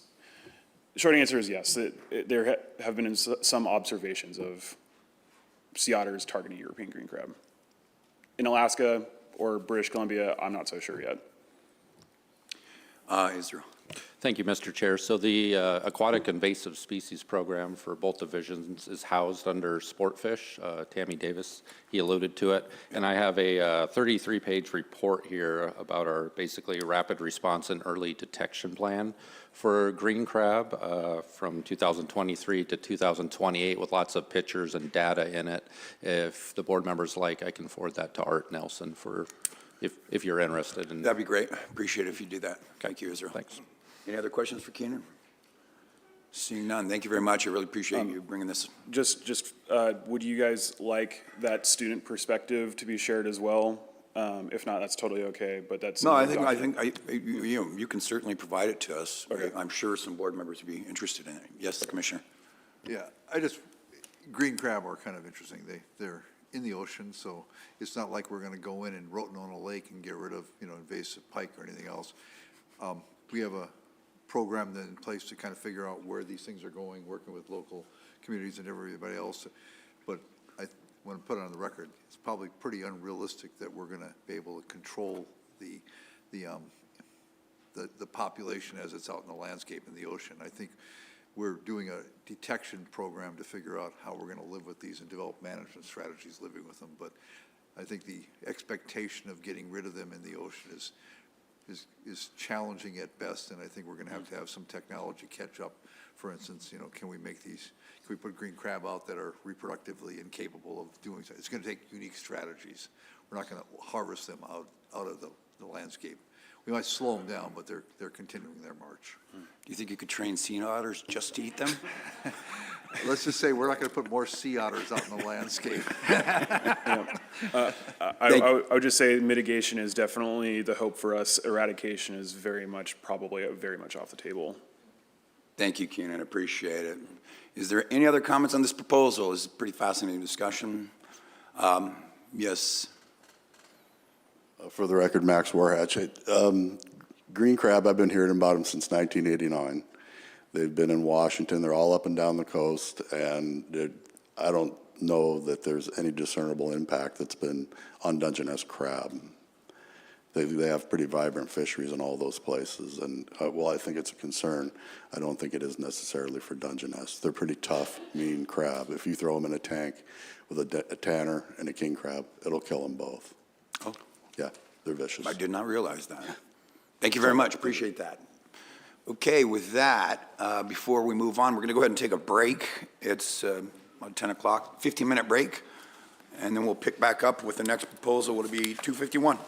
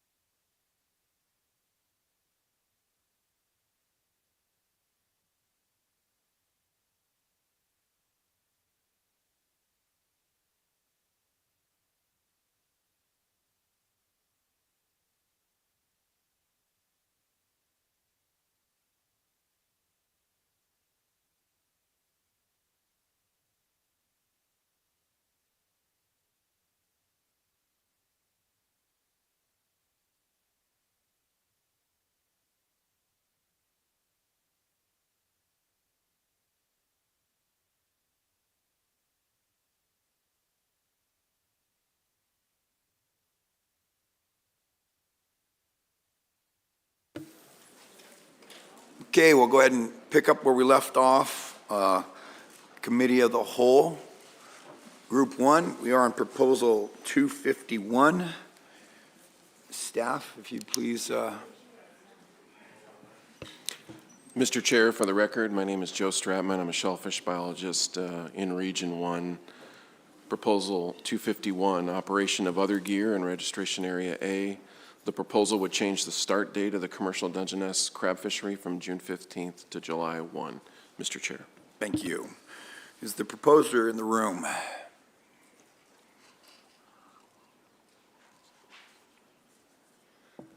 Good morning. My name is Tom Trebush. I submitted this proposal, and what prompted me to submit this was in 2021, opening, the crab were really soft, and I called Fish and Game a couple days into the season and asked them what we could do to mitigate the problem, because we're fishing on a soft resource, and they said that they weren't able to close the season early by emergency order. We had to wait 28 days for the the threshold to kick in. So, the abundance threshold, which would close the season early. So there was no emergency order for closing the season if the crab are soft. So there's no way to manage the fishery. So what would be the best would be a preseason survey, but without that, pushing the season back a couple of weeks, I would rather give up 2 weeks of the season in 1 year than give up the last 3 seasons. I mean, this past season had the lowest harvest since 1980-81 season. Just for comparison, there was 26 participants in 1980-81 season. There was 160 this past season. So I don't want to give up 2 weeks of the season, but I don't want to fish on, a product that's not real good for the market, and it jeopardizes the next 3 years. So that is why I pushed this, or prompted this proposal.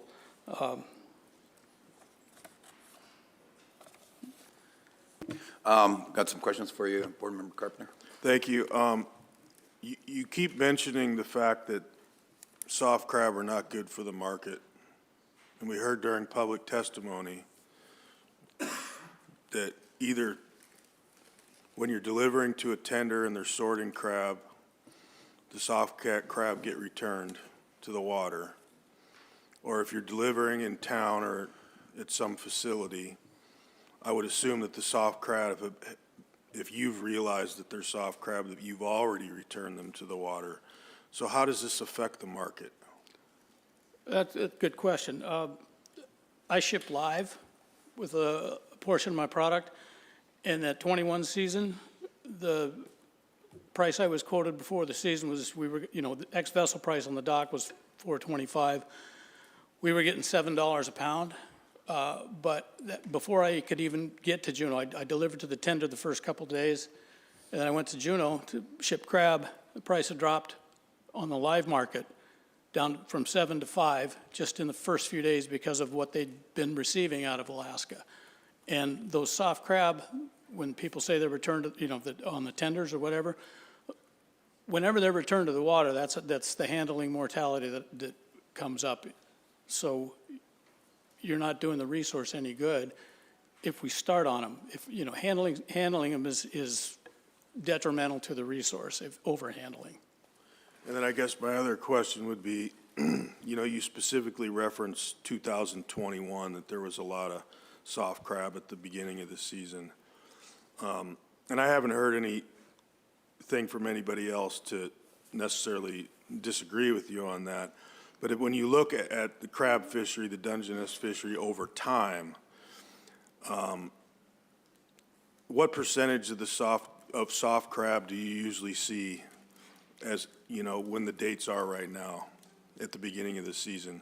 Is it 5%? Is it 1%? Is it, generally? It's kind of that also depends on the market. When there's strong market demand, in my opinion, the processors are willing to let slide different, there's no standard grade scale. I mean, you pinch a crab, you squeeze his leg, it's marginal. You know, if there's a lot of crab, you throw him back. If the price is high, marginal crab, you're going to keep him. So that same crab can be a soft crab 1 year, in my opinion, or, you know, rejected by me or whoever the buyers are. But for our live market, I need a really hard crab. You know, when you grab his leg, there's no give. Those crab are always prevalent in the first few weeks of the season. I mean, crab, when you squeeze their leg without damaging the shell, let me rephrase this. There was an extreme soft crab in 2021. Generally, they're not that soft, so maybe, you know, 5–10% at the beginning of the season, and it slows down after that. All right, thank you. Yep. Great. Hi, Tom. Does that softness vary by place to place? I mean, or is it pretty much if it's soft in one place, it's soft everywhere, or does it differ? No, in the past, it has varied from bay to bay, which is, you know, why I believe the department doesn't conduct preseason surveys, because in the past, there's never been a real need. We used to be able to move off of bays to bays. When the crab are soft, you move from one bay to the other to avoid it. But my problem is, where we're fishing, I have a 12-hour run to the next place, and that bay was soft too. But I've got a 12-hour run, and I haul 75 pots at a time. So I'm going to be 3–4 days moving my gear to the next bay because the otters have squeezed out icy strait. There's nothing left. So the nearest place for me to go is Teneke, and that's you know, 8 hours away, 10 hours away.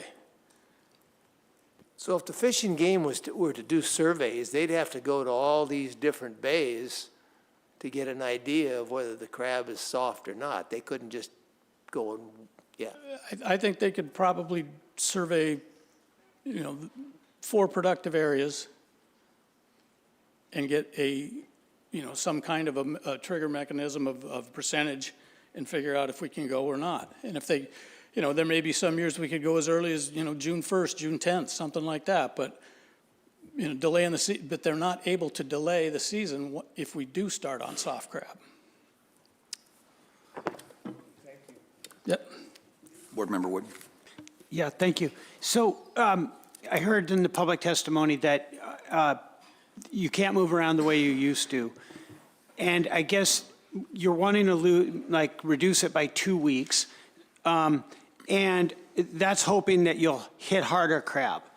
But is there consistency in that when they're actually soft versus hard? And then I have one more question to that. Yeah, the males molt in the spring, and they get harder as later into the spring. So depending on the winter, whatever the water temperature is, but there's always a few soft crab in June. And then as you get later into the season, not always, but generally they're pretty hard by June, by the start of July. Some years, they can be soft all summer. And then lastly, what we just heard about some other industries is like when they sell live, like they want to spread it out as opposed to condensing it. Is there a problem when you shorten it by 2 weeks of condensing it so that that it makes it more difficult to get the crab out and get the best price? Would this complicate it? No, like I said, with that 21 season, my live price dropped $2 a pound in the first 5 days before I'd even shipped live because of the poor quality of product we were shipping. The reputation was all the crab coming out of the southeast were soft that year. And so that dropped the market. And the processors do the bulk of most, I'd say probably 85–90% of the crab that are caught are processed at the processing plant. And there's a few guys, myself, probably 15% of the fleet or something are shipping live, but the poundage that we're landing and shipping live isn't anywhere near the total catch. So, Tom, I gotta be honest. I thought when we previously spoke, you and I thought I had a handle on this. I think I'm more confused now than prior. Going back to what Board Member Carpenter had asked you, what percentage, I didn't really hear you answer concisely an estimate. I know it's not scientific, but what percentage of the catch, as it currently is on the front end of the season, what percentage of the catch ends up being soft? You know, at the beginning of the season, we'll probably throw back 10, 15% of the crab on a normal year. Okay. On an extreme year like 2021, my first pot, I had 30 crab in it. I kept one. All the rest were soft. There was 15 legal males. What date?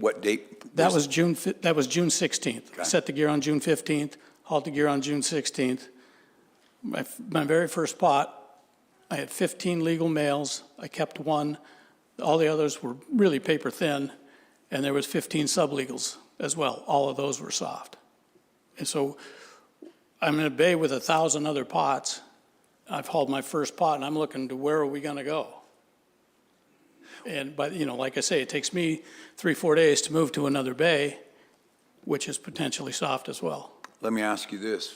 Fast forward in that same season to July 1st, July 2nd, what percentage were soft then? That same season? Yeah. That same season, there was probably 25, 30, maybe 50%. It was a bad year. It was soft where we were fishing. It was soft pretty much the summer. So if this was implemented during that season, this wouldn't make a lick of difference other than cut the season down by 2 weeks, right? Based on what you just said? It would, In that season? in that season, it would have cut down 2 weeks worth of handling mortality. Okay. Okay, well, I appreciate that. Any other questions? No, thank you, Tom. Yep. Anyone else want to speak on this proposal? Jared and Steve. Jared Bright. I participate in the Southeast Dungeness crab fishery. I have a 300 pot permit. Speaking specifically to the 2021 season, it may not be as easy for people to move around, easy is probably not the word. You're not going to go somewhere where no one else is, but in the spot where the previous speaker fishes, we inherited 3 of those guys on day 2 of the season where I was at. They showed up because the crab there were really soft. The crab where we were not soft. But I mean, 2021 is not a norm. It's more of an outlier. Generally, soft shell crab happen when there's a lot of crab around, which there was tons of crab around. There was not enough food for them all to harden up in time, or water temperature. There's tons of different variability. But a lot of time, my experience as a fisherman, I heard some talk in public testimony about having to move hundreds of miles or move here, move there. A lot of times, soft shell crab, it can be as simple as moving from 15 fathoms up to 5 fathoms. Not always, but generally speaking, the soft shell crab like to hang out a little deeper. You can simply move up the bank. But in extreme cases like this one that happened in 2021, that particular place, there was a lot of soft crab, but I don't see changing the season, delaying it by 2 weeks in a fishery that a lot of us permit holders also fish salmon, whether it's gillnet, troll, or seine, we'll put a lot of stress on other permit holders as well as the market not being too much salmon in the pipeline at that time to be able to handle the crab that come in. And thank you. Thank you. You have a question? Yeah, I do. Thanks, Jared. Obviously, you've been down here a long time, participated in all these fisheries. Can you just, for my education, tell me how many times over the course of the last 10 or 15 years that a proposal similar to this has come before the board? I don't know that off the top. But have you heard of a proposal similar to this in the past? I've heard of proposals. I have not been involved, testified against one or been at a meeting where there was one. All right, thanks. Thank you, Jared. Thanks. Steve Thompson, Dungeness. I'm against this proposal for the simple fact, the reason that it doesn't matter, that the stocks change constantly through the summer season. When I started, we used to start May 1st, and we never had a problem with this. If we did, we avoided soft crab. And what they call, what we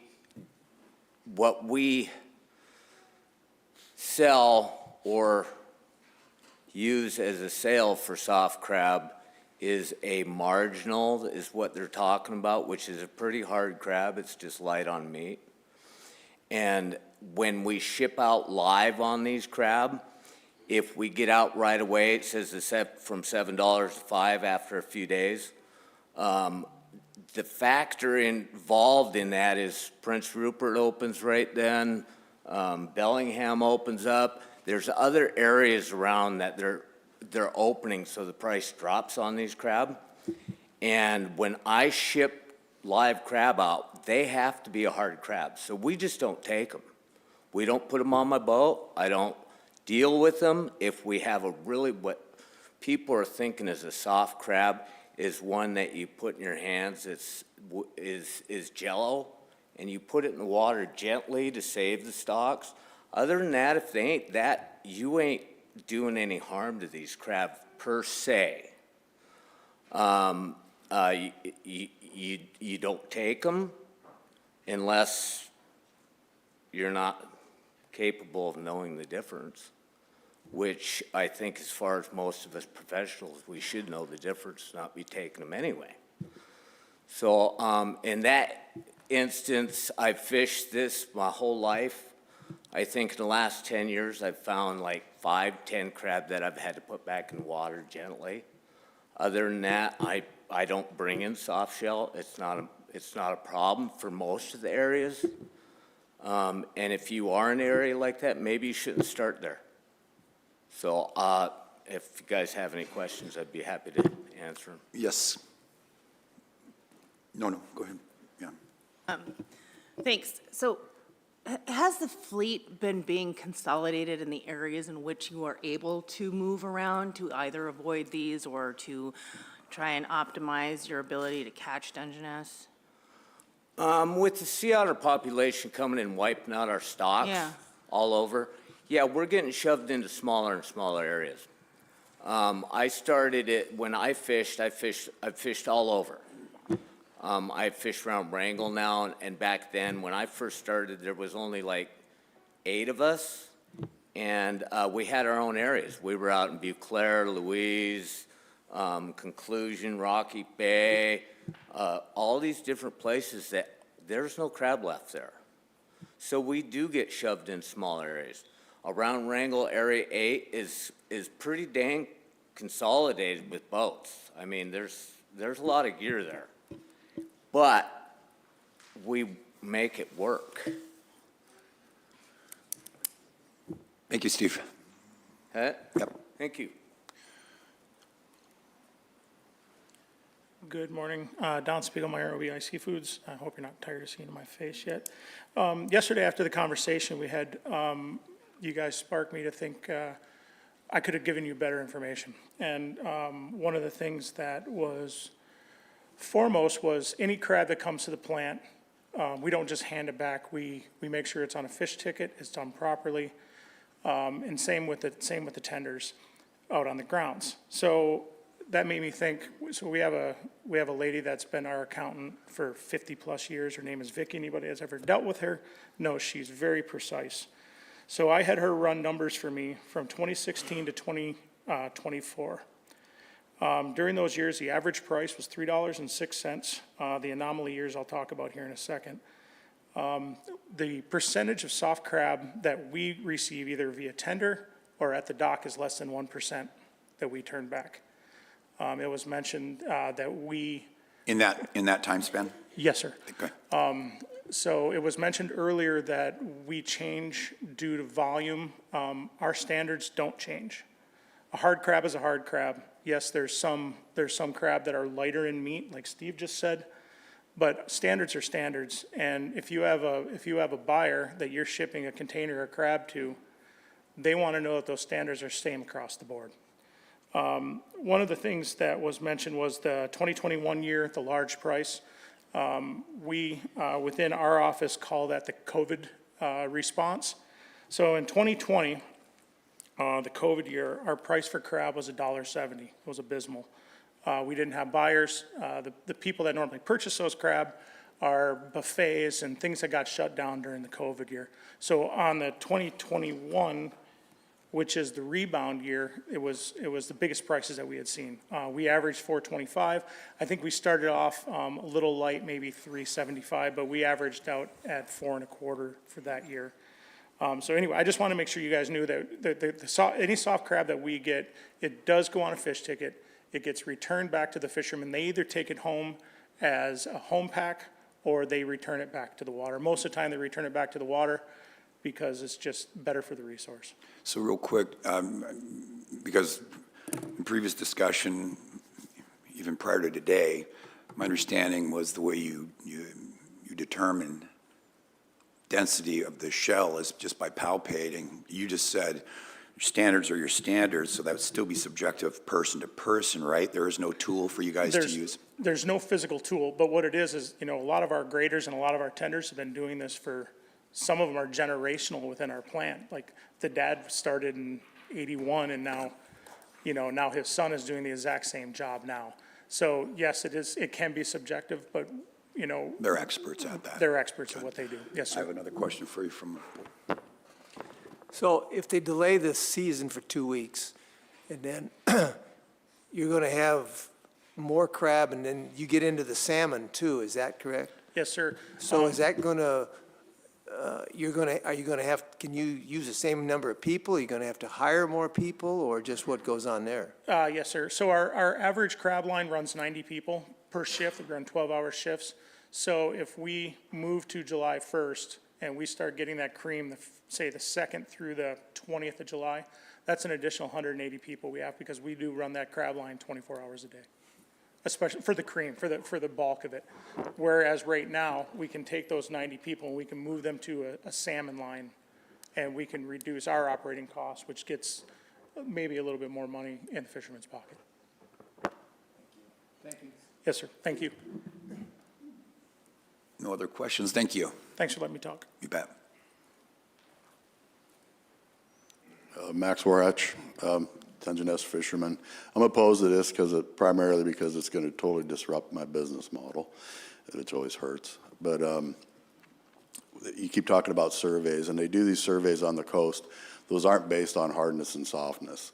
They're based on recovery, and they are not funded by the Department of Washington Fisheries or whatever. They're actually funded by industry. And I would think if soft crab were a problem, that these processors here probably would have asked for something like this a long time ago. Thank you. Oh, go ahead. Hey, Max, thanks. So yesterday I asked you about whether or not the 2-week delay would affect your harvest capability, and you told me no. And so I'm asking you, you did, but because it caught my attention. But my question to you now is, you said it will totally disrupt your business model. So help me understand how it would disrupt your business model. I assume it's related to timing with other fisheries that you participate in, but I'd like to hear from you what that means. Well, okay. It would disrupt it because I like to start on June 15th, my business model, for one thing. I start it then, and I will go crabbing. And when the salmon time comes around, and maybe crab's going to start to fall off, maybe it's not, I don't know. Some years I'll stay with crab. I kind of do some math right around the 1st of July and decide if I want to stick with crab or if I want to go gill net. And it's just, and that would be disruptive to me if I had to wait 2 weeks and just be, and then have to just sacrifice salmon completely, or, just so I could get the crab. Why would you have to sacrifice salmon completely? Well, to fish crab, I've got a 300 pot per minute. It's very labor intensive. It takes a lot of time. I got to get my crab gear out. I got to haul it. I can't fish salmon at the same time. If I go fishing at the beginning, or June 15th, if I start June 15th, I can just go crabbing. I don't have to worry about salmon at all. I can have everything ready to go if I need to go, and I can make the decision if I'm just going to stay. Last year I stayed crabbing. I went gill netting 1 week in July when crabbing got a little bit slow, and then I went right back to crabbing and just stayed crabbing because I was making enough money there. And I'm 64 years old, and it was just easier. That makes sense. Thank you. Yeah. All right, no other questions? Yes, sir. For the record, Joe Willis, Southeast Fishermen's Alliance. We were opposed to this, and me as a shareholder in the fishery. To answer your question, there is a tool for determining crab hardness. It's called a diameter, and you go under the shell. It has a little spring that sticks out, and you push it on the carapace. It gives you a reading, I believe, for like washing or something, it's like 51 on the diameter reading for enough meat retention. But it would be hard for a whole fleet to utilize this, and different markets have different hardness. But there is a tool for like probably scientific purposes to answer that. Real quick, would that, if it turned out it was a very soft shell, would that process harm the crab?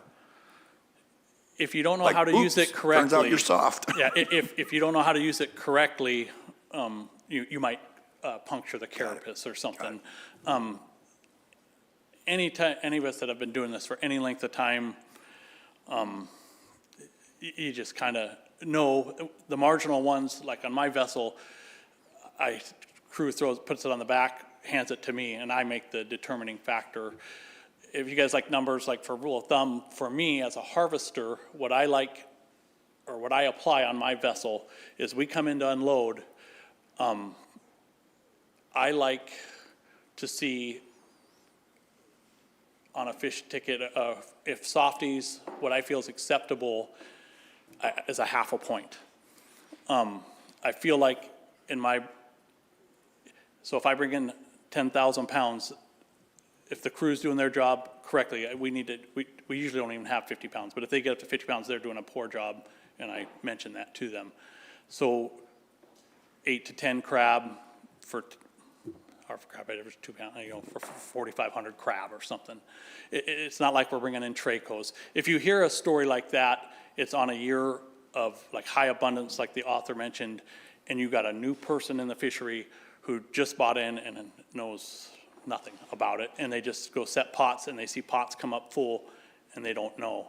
On that particular year, I was fishing District 10 Lower Admiralty. At that time, Pybus Bay, the otters had not taken it over yet. They have made up for lost time, and they're there now. You're always going to have soft crab. No matter when it opens, you set July 15th, you set August 12th. There's always softies around. This is, so whereas leading to that, we had minimal softies down there. Market likes them. They're a little bit bigger on the average shell crab. I ship live also. That particular year, the year before was the huge year on the graph. You could ship live either air cargo, or you could put them, consolidate on a tender and run your fish crab south for the live market. And that's what happened that year. We had 2 tenders, and they ran them down, and as we talked with golden king crab and stuff, they got there, and how's it happen? That flooded the market. Starting it later is harmful. Like, I need you to land the plane, Kay. Yeah, I'm trying to think like we call it the tribes and down Puget Sound, and them open July 1st usually. They do have a meat retention thing, but if it's going to make that meat market, that's go time. So we have a short window. If this opens later, our fresh market's hindered substantially. Okay. And so on that. For the soft shell thing, like I am fishing in District 11 now up in Seymour, which is a huge area, major flats. One flat could have softies, one not. But we have vessels that come in at late in the season to see if there's softies. They're not targeting them, but they're seeing what's around because it's a tidal thing at that point. If we have a big set of tides, softies come out on the backside of the big tides normally. And they're preparing themselves for the fall fishery. So they're always there. But if you see a large component of softies August 10th to 12th on the backside of that big tides, they just go put their pots on the beach because that's where you're going to go in the fall because they'll be hard by then. They harden up at different times. I'll confuse you if I try to explain it. You squeeze it, oh, that's one's 2 weeks out. Oh, this one's a month out. There's no science on that. But in summary, your market's you're gonna lose your market. It'll hurt the fresh market, the fresh markets. Thank you. Any questions? Thank you. Let's see any questions. Thank you, Joe. Yes, for the record, my name is Andy Kiddems. I'd like to clarify the economic hardship that the guys are trying to get to you. Most guys can't make a living just Dungeness fishing. Most guys can't make a living just salmon fishing. So what they do is most of these guys own both permits. So by a June 15th fishery date, you fish for 3 weeks. 4th of July comes around. That's usually when we have huge chum salmon runs in Southeast. That's usually about the time the chum salmon start piling in. So the guys make the choice, I'm gonna put the crab pots away, and I'm gonna go gill netting for the next 6 weeks. So if you move that date to July 1, the guys are gonna they're gonna miss out on fishing time from that July 1 period on. So that's the reasoning why there's a lot of heartache here. Well, I appreciate you explaining it that way. That's helpful. No questions for him? Thank you. Appreciate it. Next speaker. Yeah, thank you, Chris Guggenbichler, Wrangell AC. Last speaker kind of stole what I was going to say. We got a number of gill netters that also crab on our committee, and for the same reason, they got to, especially the younger guys, the margins are so small. We've got to take the peak out of each of these fisheries to make our business plan work for insurance and everything nowadays. And so this would, being that our chum runs are coming in 1st of July, this would really take that out of that model. Also, on a personal note, a lot of these guys go out test fishing before the season. They take the time 2 weeks beforehand, and if there's a bunch of soft crab in a bay, they'll start somewhere else. Thank you. Thank you. Appreciate it.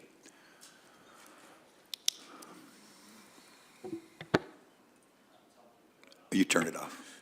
Todd Bailey. I think there's a big data set that ADF&G should have that you could look at, because we're surveyed when we bring crab in, and they'll ask us, what percentage was soft. So maybe ask them. Thank you. Okay, does anyone else want to speak on this proposal?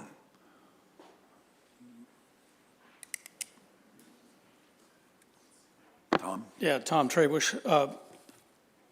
One thing that was brought up yesterday, just anecdotally in the background, was that a lot of times during the season, and the material I supplied being that a very little amount of the harvest occurs in the first 2 weeks of August. So if you move the season back, the live markets are there in August, but the participation also drops. So if you move the season, the participation should be there, or the amount of harvest, it's not like the guys are quitting early, because the bulk of the catch happens regardless of when the season opens. The bulk of the catch is in the first couple of weeks. And if the crab are soft, that's when the bulk of the gear goes on top of them. You just confused me. Sorry. I thought you just said very little of the harvest is in the first 2 weeks. No, very, very little harvest in the last 2 weeks. Oh, in the last 2 weeks. Right. So if you adjust the season, there will be more participation at the end of the season, because right now, a lot of guys are moved off, doing other things, but the market is still there for the live crab market, and there's very few participants. Isn't the reduced participation at the end of the season a product of them participating in a different fishery, such as salmon? Yeah, they're participating in other fisheries, but what I'm saying is that changing the season won't impact the amount of harvest, the total harvest, because there's very little caught right now. If you move the season and shorten it 2 weeks, you're pushing the season back 2 weeks, so that 2 weeks where there's not a lot of participation will probably change, because there's still a harvestable amount. Thank you, Tom. Yep. Okay, moving on. I'm glad we took that proposal up after the break. Let's move on to the next proposal. Staff 252, please. Mr. Chair, for the record, my name is Jan Rumble. I'm the program coordinator for groundfish and shellfish in Southeast Alaska for commercial fisheries. Proposal 252, operation of other gear in registration area A. This proposal would allow a vessel participating in a registration area A Dungeness crab fishery to operate groundfish coil spring pots to catch bait. Mr. Chair. Thank you. Jared, do you want to speak on this, please? Through Jared Bright, for the record, through further conversation and compromise, I've decided to pull this proposal. Thank you, Jared. Mr. Carpenter? Did you submit an RC stating that? I have not, but I will. Would you please do that? Thank you. Thank you, Jared. Anyone else want to say anything on this proposal? Seeing none, we will move to the next proposal, suite of proposals, 253, 254, 256, and 257. Staff, please. Mr. Chair, for the record, this is Joe Stratman, shellfish biologist, Region 1. Would you like me to read all four numbers or do them one at a time, Mr. Chair? Do all four. Proposals 253, 254, 256, and 257, operation of other gear in registration area A. The proposal would allow a person or vessel to participate in the registration area A commercial Dungeness crab fishery if they operated commercial shrimp pots during the 14 days immediately before the opening of the commercial Dungeness crab fishery. Mr. Chair. Thank you. We've got multiple proposers. Someone want to come up and speak on the, honestly, any of them right now? Go ahead. Joe Willis, Southeast Fisheries Alliance. So, we put in 256 in the middle of this. These are all very similar. And the reason for this is the way the law states, if you are involved in the commercial Dungeness crab fishery, you cannot operate any type of pot gear within 2 weeks of the start date of the season. Now with the new shrimp opening mid-May, some of the guideline harvests haven't been made in some of the satellite areas, and people are still participating in that. And this would allow them to keep using that gear type shrimp pots, and you cannot catch a legal Dungeness in a compliant shrimp pot, and they live on different subterranean and all that. So it's just to allow, it probably doesn't fall in our housekeeping, but it's just so people can participate in that shrimp fishery up till the start of the Dungeness. More opportunity. Question for you, Mr. Carpenter. So basically what I think I hear you saying is that because the board moved the fall shrimp season to the spring, an unintended consequence of that is this regulation that currently exists precludes you from doing exactly what you're suggesting in these proposals to undo. Is that pretty much it? Exactly correct, similar to the Tanner one yesterday or last. Okay, Yeah, I so got it, exactly. thanks. Yes, Board Member Wood. Thanks. Can you explain why the 14-day, hiatus? It might be a departmental reason or enforcement, but it's more, I'm guessing, so we can all start on a more even playing field where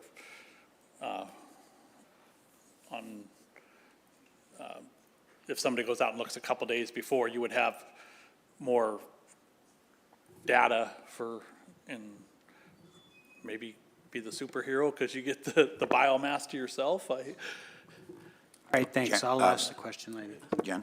Mr. Chair, Mr. Wood, this is like Mr. Lewis said, it's a way to keep things even and equal, and it's a prospecting regulation that's common among crab fisheries. So it's in almost every crab fishery. I believe that you can't operate pots within either 15 or 30 days for Tanner and golden king crab before the season starts to have an even playing field, Mr. Chair.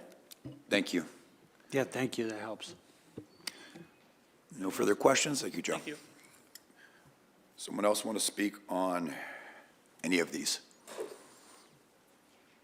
Okay, seeing none, we'll move to the next proposal. Staff, please, 255. Mr. Chair, Proposal 255, operation of other gear in registration area A. The proposal would allow a person or vessel to participate in the registration area A commercial Dungeness crab fishery if they operated commercial, personal use, or subsistence shrimp pots during the 14 days immediately before the opening of the commercial Dungeness crab fishery. Mr. Chair. Thank you. Is the proposer in the room? Would someone like to speak on this proposal in opposition or support? Seeing no one, we will move to the next proposal, please. 258, staff. Mr. Chair, Proposal 258, closed waters in Registration Area A. The proposal would open some or all areas currently closed to commercial Dungeness crab fishing in Registration Area A, Mr. Chair. Thank you. Is the proposer in the room? Would someone like to speak in support of this proposal? Or opposition? Or neutrality? Nicholas Orr, territorial sportsman. I think we would just be reiterate that a lot of these areas are really close to town and are designed for people with the sport and personal use users with poor boats. There's a lot of bad boats in Juneau in the channel, and that's what they're designed for. We have no issue with the areas outside being almost exclusively commercial, so I'll just leave it at that. Thank you. Thank you. Keenan. Hello again, Keenan Sanderson, Ketchikan, Clinkenhatta Community Council. I have a significant issue with the way that this proposal and the next proposal is written. Each area that is closed in Registration A area has various reasons as to why they're closed. I'm only knowledgeable in the areas that are close to home, which is in the Ketchikan area and the western Prince of Wales area. And I'm not going to get into the mind of either of the proposers. I understand that, that they have a bottom line that they have to reach, but I think there definitely could have been a better way to approach this. I really don't appreciate this being a blanket proposal for the entire region. Rather, if the proposer would have went through and submitted a proposal for each closed area, it would have made a little bit more sense, because you can make an argument in certain areas that it could potentially be opened, but to have a blanket proposal, I think is disingenuous. One of the common themes that I've heard from board members, staff, and other public testifiers is that there isn't a lot of survey data in these areas to determine whether or not the population's healthy. My comment on that is that if there is no data, that's more of a reason to be conservative more than liberal. But that being said, while there is no official scientific data per se on these areas, there is traditional ecological knowledge in some of these areas. Not all of them, or maybe all of them. I'm only speaking in reference to the Ketchikan area and western Prince of Wales. But we have a ton of people in these communities that are saying that the crab populations in these areas have dwindled drastically over the past couple of decades. The next speaker, going to be coming behind me, can speak very clearly to one of the proposals that we fought really hard for in the 2022 board cycle in Anchorage to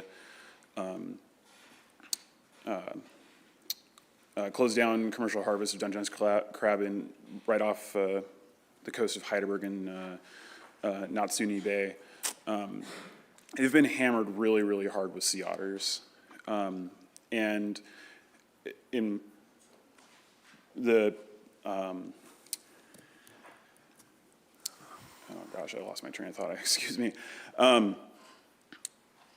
So I would just urge caution for the board to take action, the proposal as written. I would much prefer to have a lengthy discussion on specific areas, but that being said, since they are not proposed individually, I firmly believe it doesn't give the public a chance to defend the areas that are currently closed. So I think I will leave it at that. Thank you, Keenan. I don't see any questions. Appreciate it. Commissioner? So Keenan, you want to come back real quick? So you're constantly referring to sea otter predation, but Alaska Natives are one of the few groups of people that can actually go harvest sea otters. Are you guys have any kind of a active program that, under your authorities as Alaska Natives, to go out and harvest sea otters, for traditional purposes, to try to get ahead of this issue? So that is through the chair. Thank you for the question. So that is something that a lot of tribes are actively working on with their tribal citizenship, is to make it easier to harvest sea otters. From my perspective, the Marine Mammal Protection Act certainly is not perfect. I would also say that it's a tough thing to open up because there's certain changes that we absolutely do not want to see from essentially opening up sea otter hunting to the entire population for reasons I'm not going to get into right now.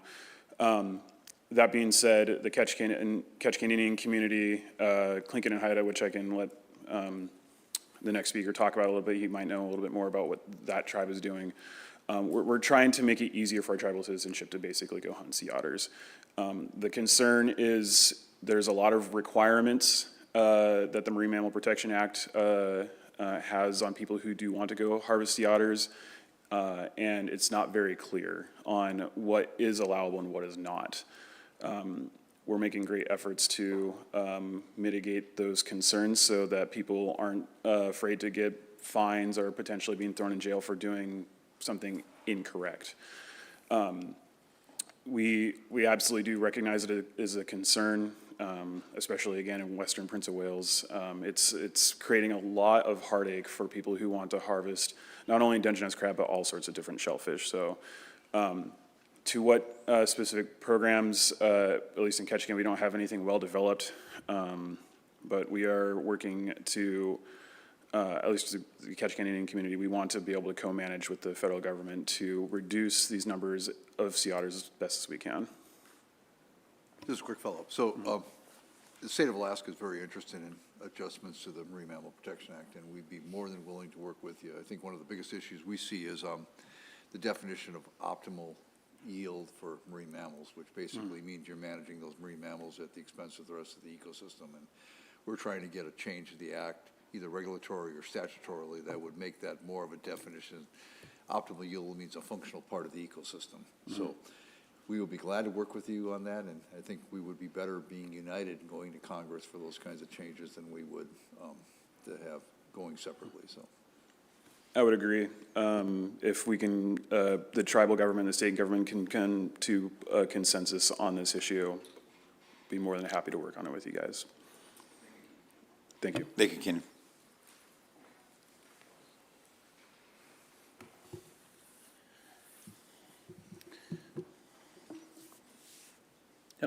Might just go ahead and talk? Yeah, okay. name for the record, please. Oh, okay, thank you. Good morning, Madam Chair, members of the board. Rob Sanderson, Vice Chairman, Clinton Haida Central Council, based out of Juneau, Alaska. I am a lifelong resident of the state of Alaska, and I fished most of my life here in Southeast Alaska and in the Gulf of Alaska. Running a boat when I was 18, packing blackcod all the way up towards Pelican and Yakutat. So I know these waters just as well as anybody's in this room.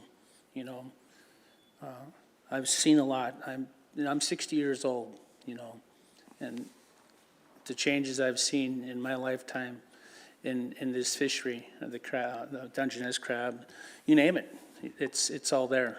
But I'm going to speak to one specific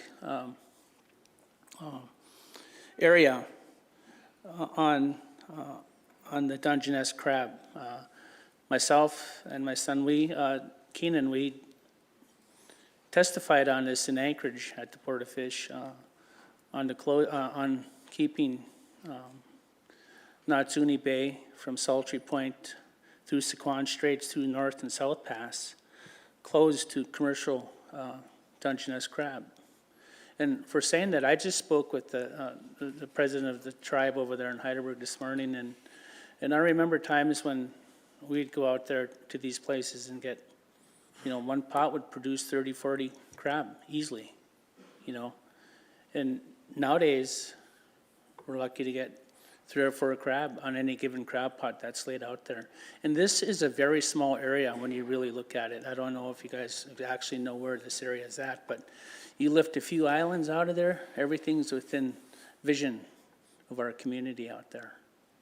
And there's really no reason to open it back up to commercial fisheries, since we already know that this area is pretty much done for by sea otter. We know that.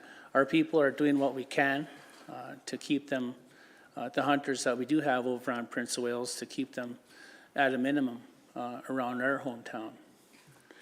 And, through my lifetime, all the way, with all the villages, obviously Haida from Heidelberg, and my great-grandfather, who is Craig Miller, who they named Craig, Alaska after. So my ties run deep out there. Make no mistake, there's not too many people that can challenge me on a lot of these waters and what I know and what I've seen in my lifetime fishing in these waters. And it breaks my heart that this proposal would be actually looked at. Where's the data? Has the gentleman that put this forward actually went out there and talked with the citizens out there? We all are, I'm not trying to take anybody's bottom line away from them. But we also have to remember and think about our people in our villages. Not just in Heidelberg, but Craig, Cloak, Heidelberg, Angoon, anywhere, they're struggling out there, and I'm sure that you all know that. The price of gas to go out there to participate in this fishery is astronomical. And we barely have any boats out there that can even make this journey, which is probably a 10-minute run from the dock to the fishing grounds. So we oppose it. And hopefully going forward, that you guys will think deep and hard about this. This one's near and dear to us. And the only reason why that I'm speaking to this one specifically is because we did testify to this one specifically in Anchorage. And, we have the unemployment rate in Heidelberg is it's real high. I don't have the numbers on it, but jobs are far and few. We don't have any permit holders. We only have one remaining purse-seiner permit holder there. We only have maybe 2 or 3 troll permit holders in Heidelberg. And that could be said for a lot of our communities in Southeast Alaska. I'm a member of IPCOM. I've been for a long time. I just recently joined back up again.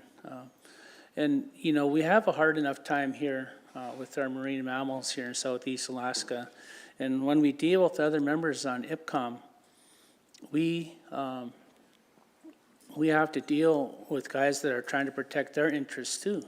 And this is no shot at anybody. This is something that I've always spoken about to people that often, that do want to hear what's going on in the marine mammal world and how natives view or anything. You talk about the walrus, the whales out west, this and that, and a lot of the members on IPCOM view our issues with sea otter as insignificant. But I'm here to tell you that this is just not a native issue. This is an everybody issue here in Southeast Alaska. It hurts our crab fishermen, the commercial guys. Granted, I've never commercial crabbed. I prefer saying halibut fish. I did everything else but crabbing. I just hope that you guys take a good long look at this here. And, again, not trying to take anybody's bottom line away. I don't want to sound repetitive, but I just would like to see a fair shake come out of this for our people. And I don't think that's a really big ask. If you look at the map, like I said, it's not really that big of an area, and we don't fish directly in front of Heidelberg where that area is. And up in Natsuni Bay, there's a lot of there's a lot of history in there. North Pass, which is also called Canoe Pass, there's old village sites in that area. along with South Pass, Sequan Straits. There's a lot of ancient burial sites around those areas. And actually, Sequan Village, it's been there for thousands of years. And we just want to keep those places, protected. Maybe going off script here, Madam Chair, but I just want to put that out there for the board's information. And we do everything we can to protect our areas out there. And Cordova Bay, all the way out to Cape Shack into the Kaigani Haida, all the way out to Haida Gwaii. So with that, Madam Chair, those are my comments. Thank you. So appreciate you guys for taking the time to listen. Appreciate it. Thank you. Thank you. Keenan, do you have something new to offer? Just real quick for Keenan Sanderson for the record. I don't have new information other than I was asked by the mayor of Heidelberg. He was not able to submit anything for this meeting, but he did ask me that he wanted me to tell you on his behalf that he opposes 258 and 259. Thank you. Appreciate it. Do we have any new information or anyone else want to make a comment on this proposal? Seeing none, we will move to the next proposal. Staff, please, 259. Mr. Chair, Proposal 259, closed waters in Registration Area A. The proposal would open all waters closed to commercial Dungeness crab fishing in Registration Area A from October 1st to November 30th, Mr. Chair. Thank you. This is the proposer in the room. Todd Bailey.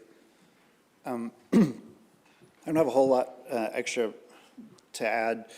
I can definitely sympathize, with the sentiment of,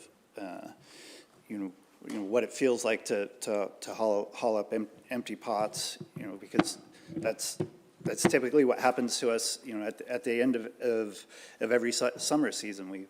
We go out and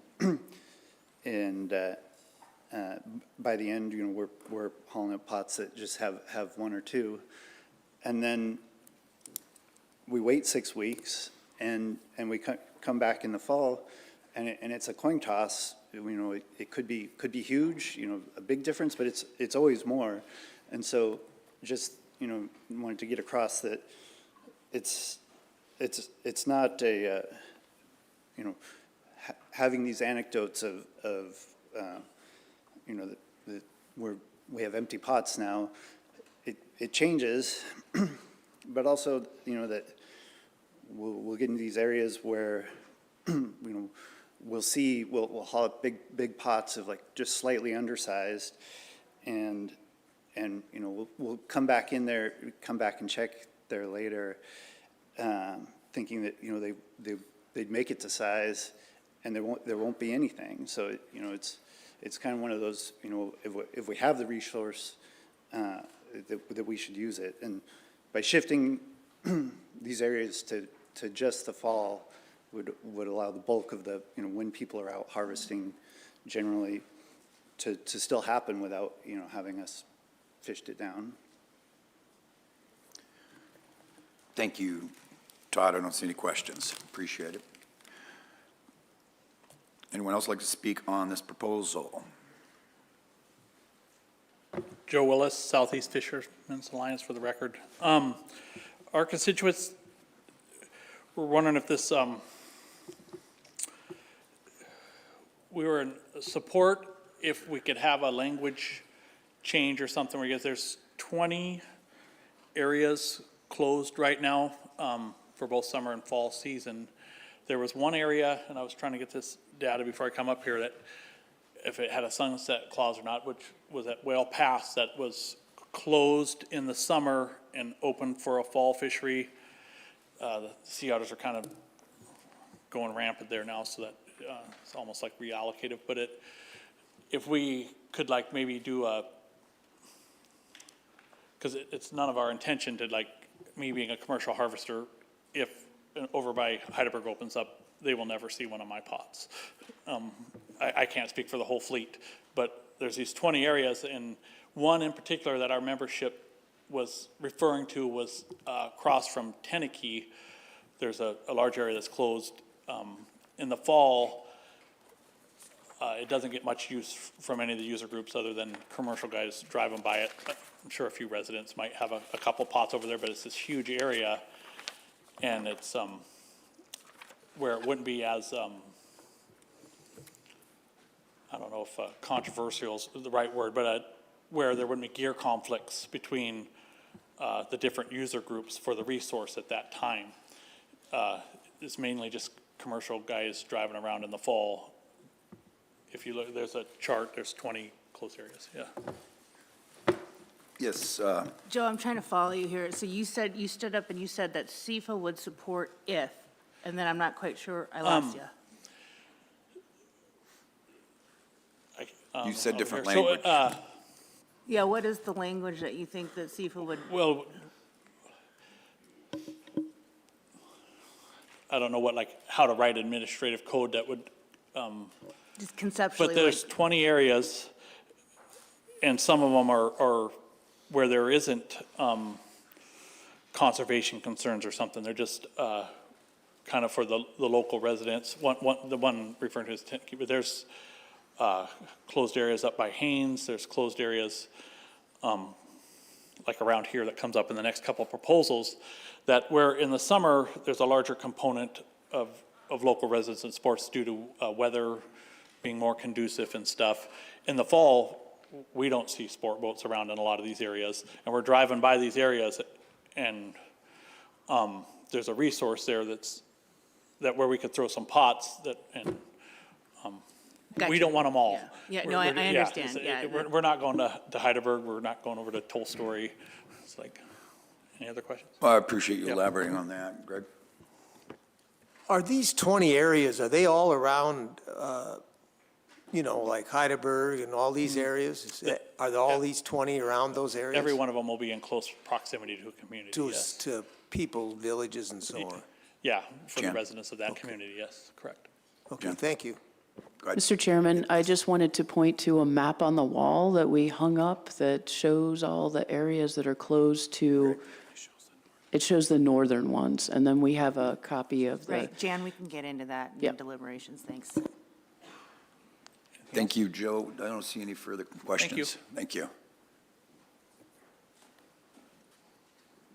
Nicholas Orr, Territorial Sportsman. I should clarify that when we're talking about Shellfish, Territorial Sportsman represents sport and personal users, but with Shellfish, it's just personal use for the most part. I don't believe we have any membership that's outside of Juneau that we're representing here. So I would like to echo my comments on 258, but also point out that at least around Juneau, I can't speak for every place on the map here, users are still actively using these areas for Dungeness crab in the time that is mentioned here. And I can verify that personally because I'm a pretty avid deer hunter. And so I'm in and out. I'm using my boat on a regular basis during that time period to go deer hunting, and I see those pots. If you're not paying attention, you'll hit them. So they're still using these areas, at least around Juneau. So thank you. Thank you. Any other comments on this proposal?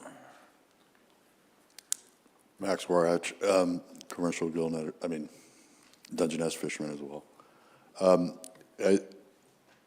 I support this, but I think it should be a regulation site specific for places that don't see high use, that are remote, like maybe, like the Teneke one that he mentioned, because these guys are out there fishing and they see there are not people using them.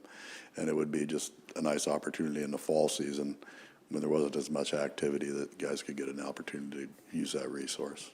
Thanks. Thank you. Any other comments on this proposal? Good afternoon. My name is George Nix. I'm here representing the organized village of Kasan. We're on Prince of Wales, very, very, very, very small village. Our bay isn't protected yet, and we do have active commercial fishing that goes on in there. I'm a councilman on the chair, or on the council seats, and also I run the food security program, so I'm actively out in the field on a regular, probably 7-day basis of the week. When the commercial fleets do come through, whether it's shrimping or crabbing, our resources are extremely hit, and it's hard to get any food for the village. So opening these areas up, I feel like would have a huge impact on the smaller rural villages that are really dependent on these resources. That's all I really had to say. Thank you for your time. Thank you. Appreciate the comments. Any further comments on this proposal? Seeing none, we'll move to the next one. Staff, please, 260. Mr. Chair, Proposal 260, closed waters in Registration Area A. The proposal would close George Inlet, Carroll Inlet, and Thorn Arm to the commercial harvest of crab and shrimp east of a line from Mountain Point Light to the northernmost tip of Bold Island to the southernmost tip of Bold Island to Cone Point. It is unclear if the proposer intended the closure for all species of crab or just Dungeness crab. Mr. Chair. Thank you. Is the proposer in the room? Would anyone like to speak in support of the proposal? Would anyone like to speak in opposition? Jared, you come to speak? Okay. Jared Bright, for the record. Just, this proposal's pretty unclear. I'd like to point out, if we've discussed a lot here, that the crab fishermen are getting very condensed, and part of his proposal, he says there's plenty of other areas for us to go, and offers really no data to support his claim that his crab fishing has been hindered by commercial fishermen. It's also closed in the southern district from the end of February until the beginning of October. They have a lot of months to harvest when there are no commercial pots in the water. Thank you. Thank you. Would anyone else like to speak on this proposal? Seeing none, we will move to the next proposal. Staff, please, 261. Mr. Chair, Proposal 261, closed waters in Registration Area A, special provisions for season, bag, possession, annual, and size limits, and methods and means with the salt waters of Southeast Alaska. The proposal would close Traders Cove to commercial and sport shellfish harvest, Mr. Chair. Thank you. Is the proposer in the room? Would anyone like to speak in support of this proposal? Okay. My name is Mark Holst. I wanted to speak in opposition of this proposal. We submitted an RC 32, which shows a map that details an area that is already currently closed to the taking of both commercial and sport shrimp. And this is an area that must be transited through in order to get to Traders Cove. Thank you very much. Thank you. Go ahead, Joe. Morning. Joe Willis, for the record, Southeast Fishermen's Alliance. We oppose this. Already enough closed waters, as the previous spoker. They're driving through already a large closed area for Dungeness. I've fished this area.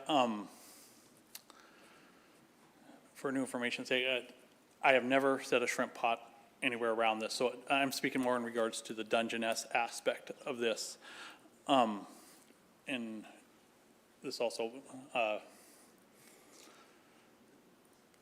if we asked the department here for like commercial catch data for this area or the other areas, legally, they can't give any of us anything because there will be less than 2 people, commercial fishermen, that are fishing this area. If 2 or less are fishing an area, it's not public data, it's confidential. So that being said, there isn't a lot of commercial users for Dungeness crab in this. And it's a fall-only fishery down here. And as I alluded earlier, it's market-driven. We usually only hear 6 weeks for commercial. So there's going to be 1, maybe 2 users that are going to be displaced commercially here, which isn't a lot, but then they're going to go over to where somebody else is. It's Traders Cove is like a salt chuck is how we refer to it as fishing. If you guys wanted to look at your cellular devices and put up Google Maps and go to sat photos and you look at Traders Cove, you'll see that they've changed it recently. It's a high definition photo now and it's on the flood, but you'll see the rapids from the tide going in and out of a tide dependent spot. It used to be on the ebb where it's a very volatile. So where I'm going with that is us with our commercial boats, it's very time dependent for us to get in and out of these places. And a lot of times we don't go into them, and that's why, like, if there's somebody with this won't hold, like I have a 300 pot part, it won't hold that many pots. So I drive by it because I don't want to be tide dependent. But there's somebody that might be in there and that's like their little honey hole or whatever, and once they get in there, they just stay in there and they can work for that whenever they come out to sell their crab. But that was why we were in opposition. Thank you. Any questions? Thank you. I don't see any questions. Appreciate it, Joe. Anyone else want to speak on this proposal?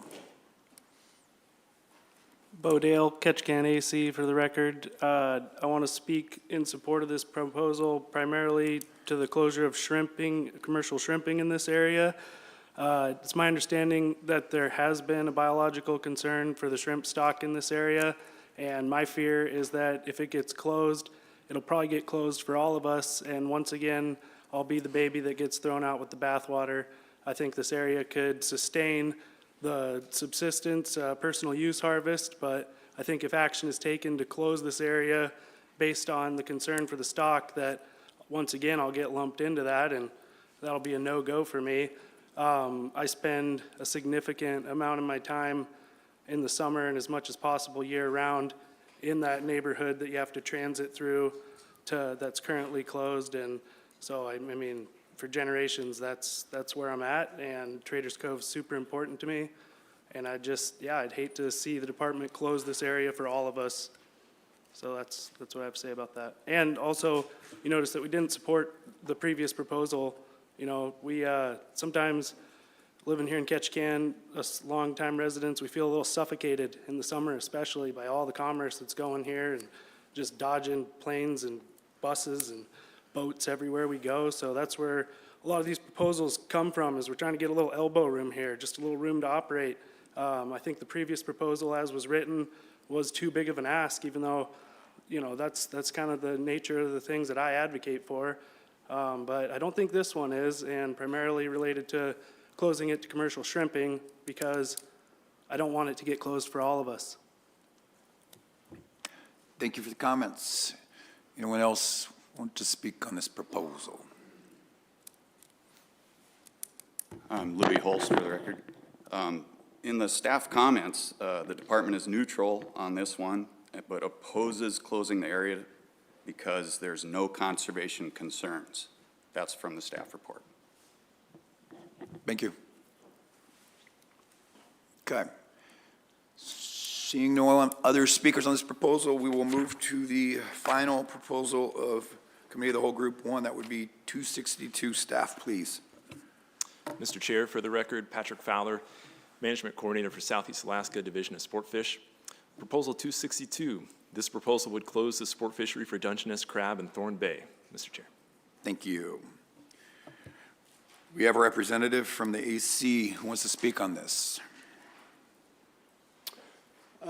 For the record, Kurt Whitehead, member of the East POWAC. This proposal was brought forth at the last board cycle. It didn't pass because we had a boundary, we had a problem with the boundary. It wasn't the correct definition, but this was brought forth by the people of Thorn Bay asking the board to close it for the locals.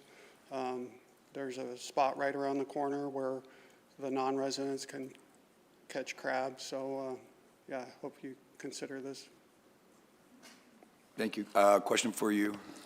Just kind of clarification for myself. So if the sport fishery was to be closed, do residents still have the ability through a PU fishery to participate? That's correct. All right, thanks. Thank you. Would anyone else like to speak on this? Seeing none, Madam Chair, that concludes Committee of the Whole 1. The gavel is back to you. Thank you, Mr. Godfrey. Well done and good timing, sir. Let's go ahead and break for lunch. We'll come back at 1:30 and we'll begin Committee of the Whole Group 2 work. Thank you.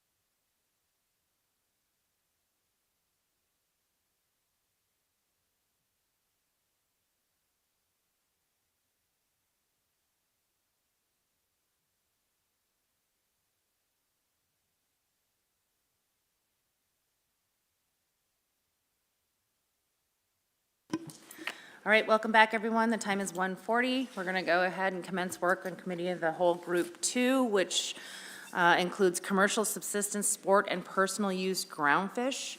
There are 21 proposals in this Committee of the Whole. The chair is Mr. Zaray, and so I will go ahead and turn that over to him to lead Committee of the Whole Group 2. Mr. Zaray. Thank you, Madam Chair. Because we probably have some new people here, maybe I'll go over the ground rules, which some of you have already heard.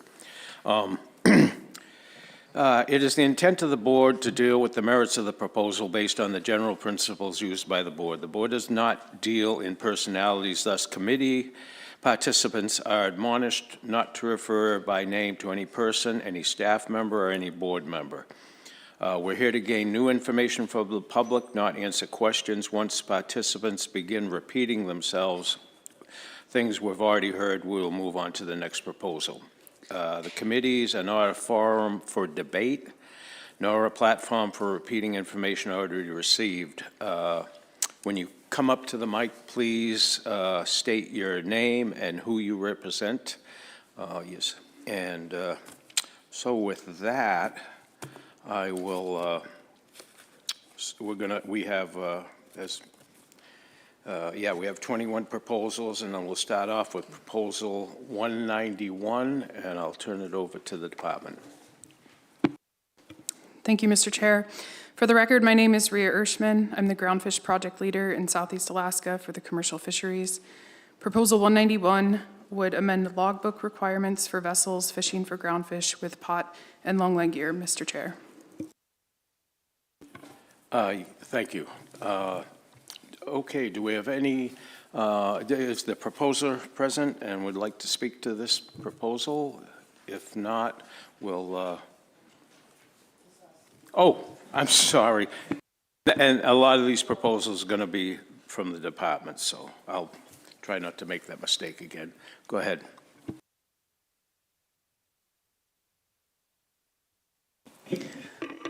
Chair Zaray, usually we don't usually do staff comments about it until the deliberations, and so yeah, I don't think we have. I mean, it's pretty straightforward. You know, it's described there. We don't have any additional comments. Okay. Would anybody like to speak to this proposal?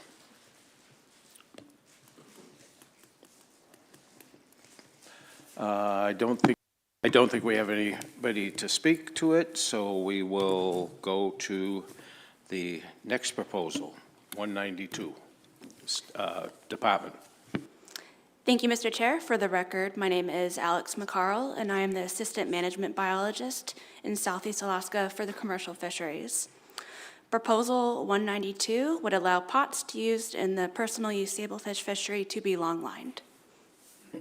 Thank you. Would the proposer like to speak to this proposal? Anybody else in favor or just a comment? Don't think we have anybody, so we'll move on to the next proposal, 193. For the record, my name is Rhea Ershman. Proposal 193 would allow commercial fisheries entry commission permit holders fishing for groundfish or halibut with mechanical jig and hand troll gear in state waters of the eastern Gulf of Alaska area to use a deep water release mechanism to return rockfish to the ocean. Mr. Chair. Thank you. Would the proposer like to speak to this? Okay, how about anybody in favor or then opposed? Doesn't seem like we have anybody, so we'll go on to Proposal 194, Department. Thank you, Mr. Chair. For the record, my name is Alex McCarl. Proposal 194 would reduce the minimum inside diameter of circular escape rings from 3 3/4 inches to 3 1/2 inches on pots used to take sablefish in the subsistence, commercial, and personal use sablefish fisheries and the northern southeast inside NSCI Chatham Strait and the southern southeast inside SSCI Clarence Strait subdistricts. Thank you, Department. Could anybody in favor of this or then opposed? would like to speak? No, doesn't seem like we have anybody. We will move to 195, Department. For the record, my name is Rhea Ershman. Proposal 195 would lengthen the season for the Southern Southeast Inside, or SSEI, subdistrict, pot and longline sablefish fishery to coincide with the federal individual fishing quota, or IFQ, sablefish fishery season, which opens early to mid-March and closes in early December, Mr. Chair. Thank you. Do we have anybody who'd like to speak to this in favor or against the proposer? Okay. Hearing none, we will move on to Proposal 196. Department. Thank you, Mr. Chair. For the record, my name is Alex McCarl. Proposal 196 would reduce the minimum inside diameter of circular escape rings from 3 3/4 inches to 3 3/8 inches on pots used to take sablefish in the commercial state-managed sablefish fisheries in the northern southeast inside, NSCI, Chatham Strait, and the southern southeast inside, SSCI, Clarence Strait subdistricts. Thank you for that. And then I'd like to add that this is supposed to be withdrawn from Alpha, but I do not know if there's an RC. There's RC6. RC6 apparently has been withdrawn, or withdraws the proposal. Okay. All right. Do we have anybody like to speak now? Joel Asifa, we also withdrew this proposal. It's in PC 468 and support the department's proposal. Thank you for that. Okay, it seemed, okay, we'll have another comment. Yep. Mr. Chair, this is Emily Scott from Alpha. I just wanted to concur with that we withdrew the proposal and defer to the department's recommendation of the reduced ring size. Thank you. Ms. Van Dorp. I was having a sidebar and missed that. Was there an RC that specifically requested the withdrawal of support? You made reference to the PC. No, RC6 is not correct.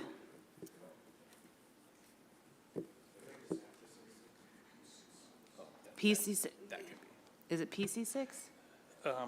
My notes just say we withdrew it. It's in PC 468.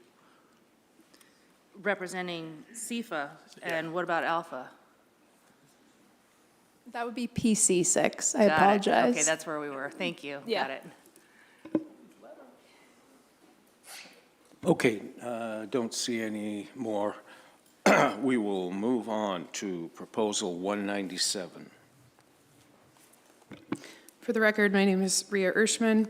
Proposal 197 would clarify and amend existing regulations regarding subsistence, personal use, and commercial groundfish fisheries in the northern southeast inside, or NSCI, and southern southeast inside, or SSEI subdistricts. For the record, we are working on some amended language with the Alaska Wildlife Troopers for this proposal, Mr. Chair. Thank you for that. And do I hear any? Ms. Mendot. You're working on language with troopers? What's substantive? I mean, this is the time to talk about what changes are from the proposal if the department is working specifically on substitute language. Through the chair, Madam Chair, yes, we are working on substitute language to clarify that there will be 72 hours before the fishery, 72 hours after the fishery, and if commercial fishermen want to use subsistence or personal use pot gear or longline gear or other gear during the open fishery season, they must deregister and wait 72 hours before they can operate personal use or subsistence fishing gear. Okay, thanks. I just wanted the public to be able to know kind of what the substantive sort of changes might be so that they can comment on it now if they would like. That's all. Thank you for that. Yep, you're welcome. Thank you for that, Ms. Mendot. Let's see, I will go on to Proposal 198.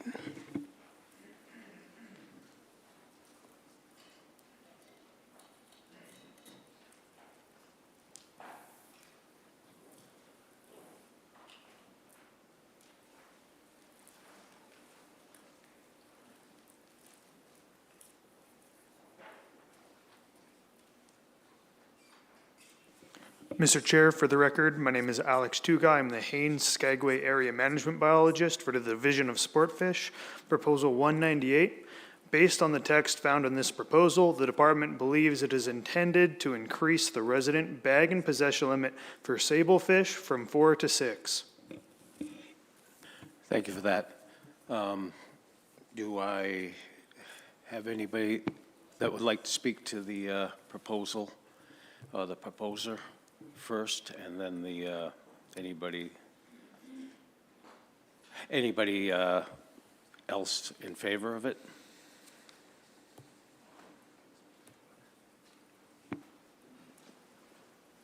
My name is Mark Holst. I'm not necessarily for or against this proposal, but I think it's important to note that Proposal 105, which will be taken up in the next section, seeks to modify sport fishing regulation in saltwaters subject to the Magnuson-Stevens Act by removing differential regulations between residents and non-residents. If we raise the resident sport fish limit, then if Proposal 105 gets adopted, we will in effect also be raising the non-resident limit in the EEZ. I would suggest the board to consider possible guided and unguided limits for the sport sablefish fishery in the EEZ. Thank you. Thank you. Any questions from the board? No? Okay, next. Yeah, Nels Evans from Petersburg Vessel Owners Association. I would like to mirror those comments, and I would also like to say that we would tentatively support this as long as there's that clarification that this is for resident sport bag limit, because the way it's written, it could be construed one way if you read the proposal, but then getting into the rationale, you understand that it is meant for residents. So we would like to see that clarified out in order to maintain our support. Thank you. Thank you.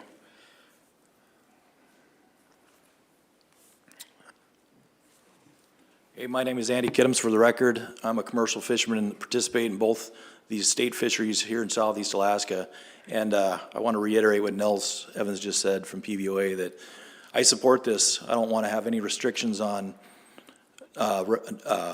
resident sport fishing for sablefish, but if it's non-resident, as this proposal states, I do not support this. So this proposal is somewhat confusing, because in the rationale for it, they say it's just for residents, but the proposal itself, it says it's just for sport fishing. So it's somewhat misleading.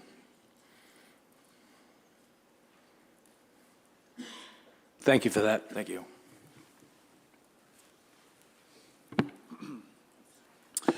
Keenan Sanderson, Ketchikan, Clinton Island Community Council. I'm only in favor, or I should say we are only in favor of this proposal as is amended by the Ketchikan AC. I think there needs to be clarification between resident and non-resident. We certainly want to support it unless there's that distinction from the increase for residents.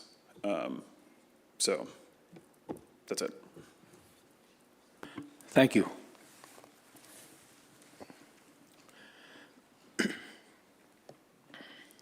Ellen Hannon, Craig AC. Sorry, teacher voice. Our AC was strongly in favor of this, as stated, for residents, and especially noting that it's increasing the limits advantageous with fuel prices and the distance people have to go to gather some for food. Thank you. Thank you. No questions from the board. Oh, go ahead. Hi, Emily Scott, Alaska Longline Fishermen's Association. I'd like to echo the comments that have already come up about this proposal. We would also suggest that the board consider indexing bag limit adjustments to the allowable biological catch, including some kind of mechanism to bring that number back down in the case that the population changes.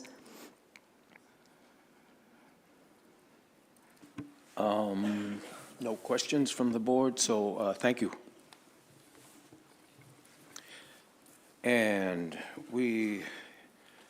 hearing no more comments, we will take up Proposal 199.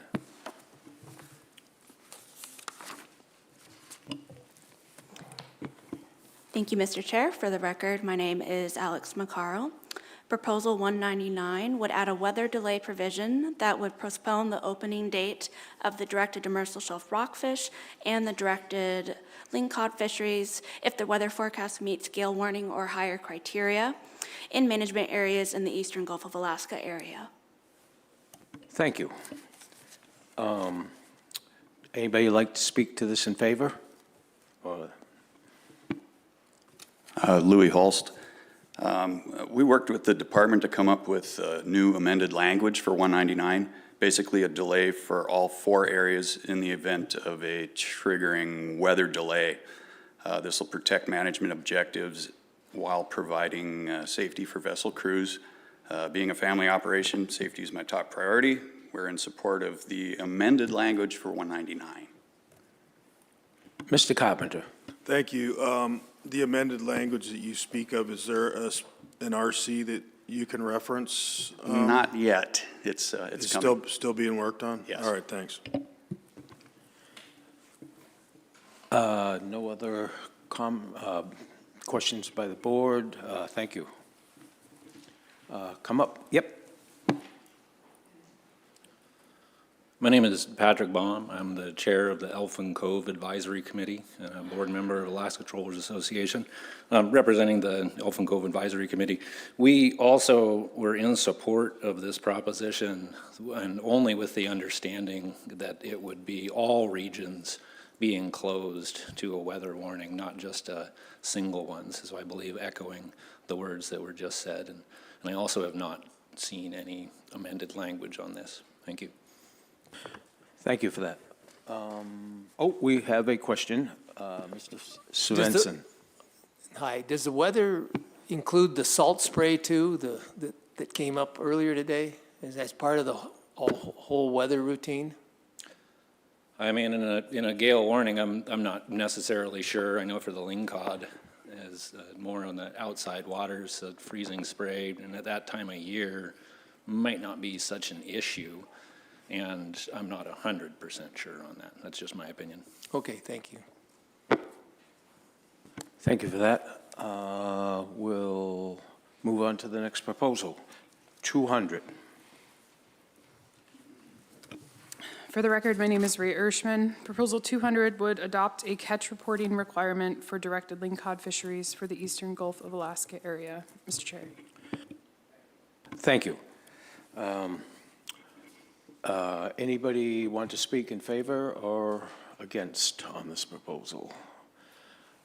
Hearing none, we will move on to proposal 201. Proposal 201 would clarify lingcod bycatch overage requirements for groundfish longline and salmon troll fisheries in the Southeast District. We are again working on amended language with the Alaska Wildlife Troopers to improve this language to clarify forfeiture of the overage, which would require the overage to be sold. Mr. Chair. Thank you. Anybody want to comment on that, in favor or against? Hearing none, we will move on to proposal 202. Proposal 202 would clarify that only one line can be used for dinglebar gear in the commercial directed lingcod fishery. Mr. Chair. Thank you for that. We have somebody to speak. Come up. My name is Mark Holst. I'm speaking in regards to RC 29. The intent of this RC is to amend the language in 5 AAC 28.130 to clearly define what constitutes a single dinglebar troll wire without redefining what legal dinglebar troll gear is. The confusion within the fleet over what constitutes a single dinglebar troll Gertie line simply cannot exist with these amendments. I find it extremely unfair to adversely affect the law-abiding participants of the dinglebar fishery by adding unnecessary language that further complicates regulation and creates numerous safety concerns. We feel these amendments are a happy medium between making this regulation easily enforceable, which we fully support, without changing the historic fundamentals of the fishery. Thank you. Thank you. Hold on. Ms. Van Der. So you said you've got amended language? We submitted amended language in an RC. Which RC? Do you have the number yet? 29. Okay, thank you. I might have missed it. Thank you. Thank you. Yep.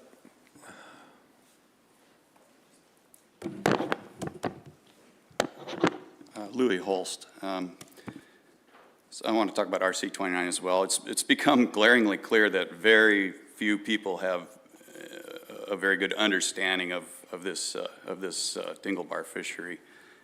Safety is, for my crew, is my main concern. I feel this amended language is a good compromise. You know, none of the other Gertie troll wires can be attached. It's clear, concise, and easily enforced. And yeah, I think this takes care of any of those enforcement issues while protecting the historic fishery. Ms. Van Dort. Thank you. Were you able to have conversations with enforcement about this? A little bit, but not with, I guess, not with the right people, but we had conversations, but. Okay, so I'm just asking because I'm Right. just trying to figure, you said that you think this would work for enforcement. I'm just curious if you checked. if Well, it would yeah, work I with did enforcement. talk to the Okay. gentleman that was here earlier, but he said it wasn't his call, so. Got it, okay. Oh, thank you. Yeah. Okay, thank you. Yep.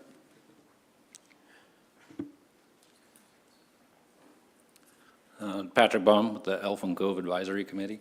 We originally supported this proposal, and we also would support the amended language in the previously mentioned RC.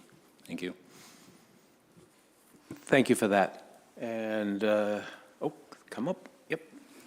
Hi, Emily Scott, Alaska Longline Fishermen's Association. I'd like to also echo that we are supportive of this proposal with the amended language. Thank you. And we will move on to Proposal 203.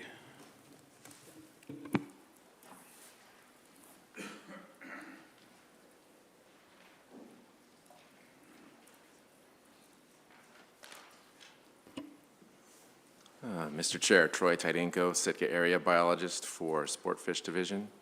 Proposal 203 would liberalize lingcod regulations for non-resident, unguided anglers fishing in southern southeast waters. Mr. Chair. Thank you.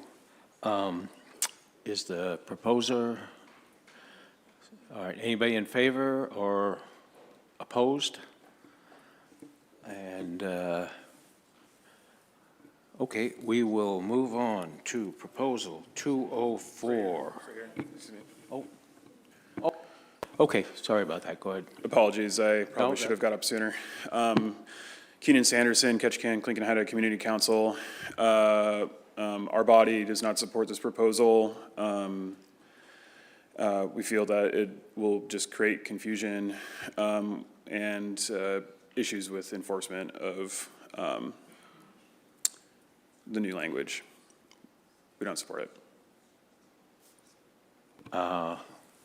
No questions from the board. Thank you.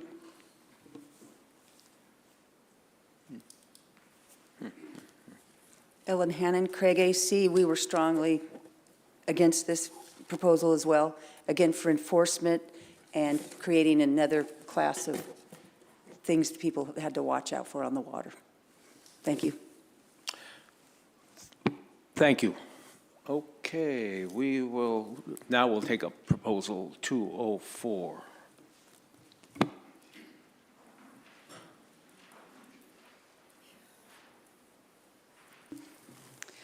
Thank you, Mr. Chair. For the record, this is Alex McCarl. Proposal 204, this would allow pots to be long-lined in the state waters of the eastern Gulf of Alaska's commercial Pacific cod fishery. Thank you. Yep, come on up. For the record, I'm Jared Bright. I'm the author of 204. There's no opposition to this, to my knowledge. I just would direct the board to the staff comments outlining the benefits of slinky pots adopting this proposal. Thank you. Thank you. And we'll move on to Proposal 205. For the record, my name is Rhea Ershman. Proposal 205 would allow the retention of Pacific cod and rockfish, including thorny head rockfish, in pot gear in the personal use bottom fish fishery. Mr. Chair. Thank you. Anybody want to speak to this in favor or in opposition? Hearing none and no board comments, we will move on to Proposal 206.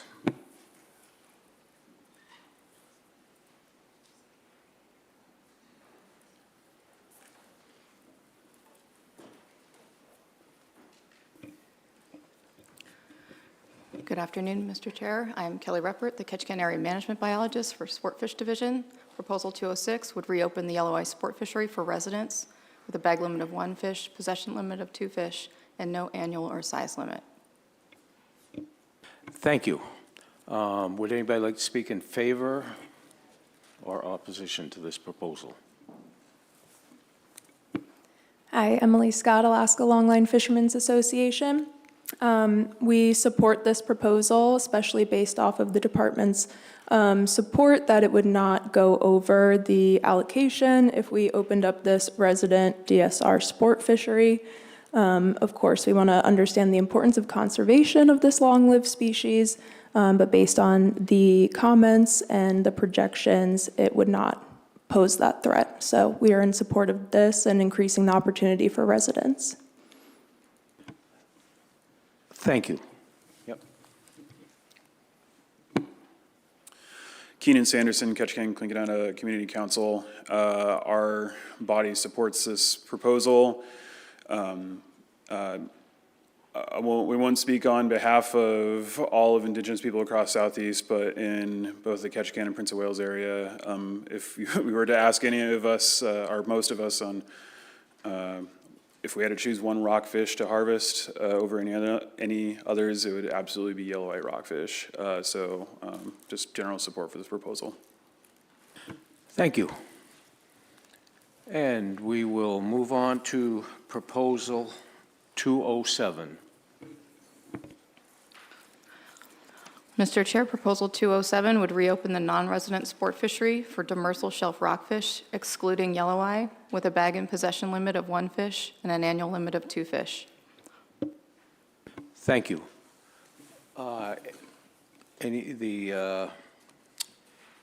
Proposer or in favor? Yeah, for the record, Kurt Whitehead. Yeah, we're in support of this proposal. We're working with staff. Originally, it started out as an opportunity for DSR species, and now we've learned that there might be an opportunity for yellow eye, but there is, staff is working on it, and I think we're going to submit a RC next. Thank you. Come on up. Okay. Go ahead. Hi again, Emily Scott, Alaska Longline Fishermen's Association. I'd just like to say that we oppose these proposals.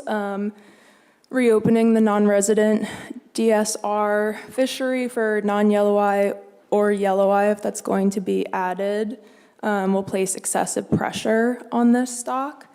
And is projected to go over the overfishing levels. So we would urge the board to consider that result when looking at this. I think that there are avenues for this data collection, heard in public testimony that there is fleet observations of an increased population in these shallow water ecosystems. There are avenues to be able to conduct that research with the department through other organizations. I'd be happy to talk to anybody who's interested in those options, but we would just urge the board to wait for that confirmation that these stocks are healthy before reopening the sport fishery for non-residents. Thank you. Next.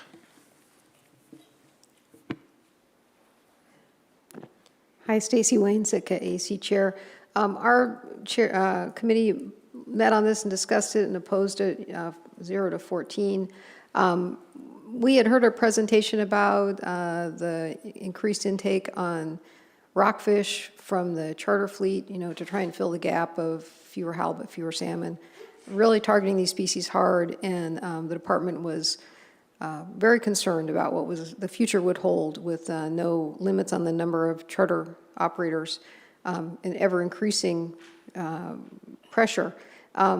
The residents make up about 7% of the catch of these rockfish, so 93% is non-resident. Just to give you an idea, this isn't, residents don't go out rockfish fishing. So this would, if you open it up to non-residents, it would have a huge impact. These species are really long-lived. They don't even start reproducing until they're, things like 18 years old or something. So it can go south very quickly is what I'm trying to say. And we want to be really cautious about that. And that's why our AC was in opposition to opening to non-residents. Thank you. Okay, next. Thank you. Kim Ondine, Southeast Alaska Guides Organization. I want to echo the words of conservation and taking some concern as we start opening up this fishery. We do support the resident fisheries was discussed earlier, and if there's opportunity at a very short season, I'm under the impression that there's some language being developed around a very short season where maybe we can open up this opportunity.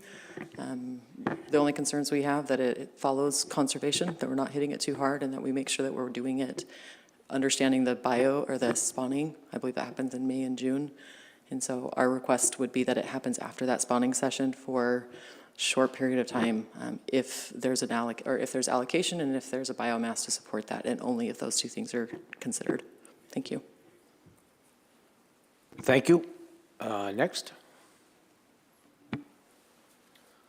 Patrick Baum, the chair of the Elf and Cove Advisory Committee. The Elf and Cove Advisory Committee opposes this proposition. Thank you. Thank you. Next. Anybody? Okay. Here we go. Keenan Sanderson, Ketchikan, Clinton Community Council. We strongly oppose all of these various proposals that are going to be opening it up to non-resident DSR fisheries. I will again caution the board that no data is more of a reason to be more conservative than liberal within these fisheries, especially when there is now extensive survey data on inside waters. However, it is of my opinion, if you are going to allow this or some form of this to go through, I would very much encourage you to allow a provision to be for this fishery to be closed through emergency order so that we can keep in line with our conservation of all these different species. Thank you. Yep. Anybody else? No, no. Okay, we will take up proposal 208. Mr. Chair, Proposal 208 would reopen the non-resident sport fishery for demersal shelf rockfish excluding yelloweye with a bag, possession, and annual limit of 1 fish. Thank you. Proposer or, yep. Ellen Hannon, Craig RC. This was our proposal. We were split on this, and we did not have the staff comments when we wrote this proposal or know the option of yelloweye. After some discussion with staff, a reduced season length, and considering conservation means and stocks, the numbers were crunched to determine that this would accomplish a short-term fishery for non-residents and stay within the GHL. So that's where we're at. We were very split, but we did not have our staff data at the time. Thank you. Thank you. Nope. Okay, we'll move on to proposal 209.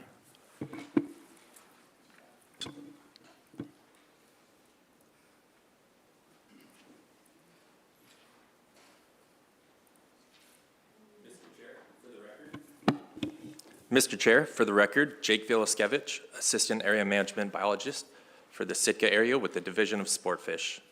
Proposal 209. This proposal will establish provisions for a resident priority within emergency order authority for pelagic rockfish and prohibit resident restrictions through EO unless resident harvest exceeds 50% of the total harvest. Mr. Chair. Thank you. Anybody like to propose or here? Anybody like to speak in favor or opposed to it? And seeing none, we will move on to proposal 210. Mr. Chair, proposal 210, reduce the bag and possession limit of pelagic rockfish in southeast Alaska. Thank you. And anybody in favor or want to speak to that?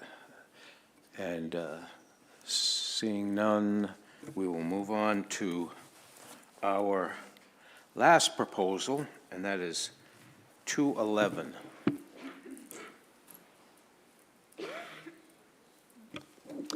Mr. Chair, for the record, my name is Jan Rumble. I'm the Program Coordinator for Groundfish and Shellfish in Southeast Alaska for commercial fisheries. Proposal 211, this proposal would clarify regulations regarding fish ticket documentation of rockfish overages in the groundfish and halibut fisheries.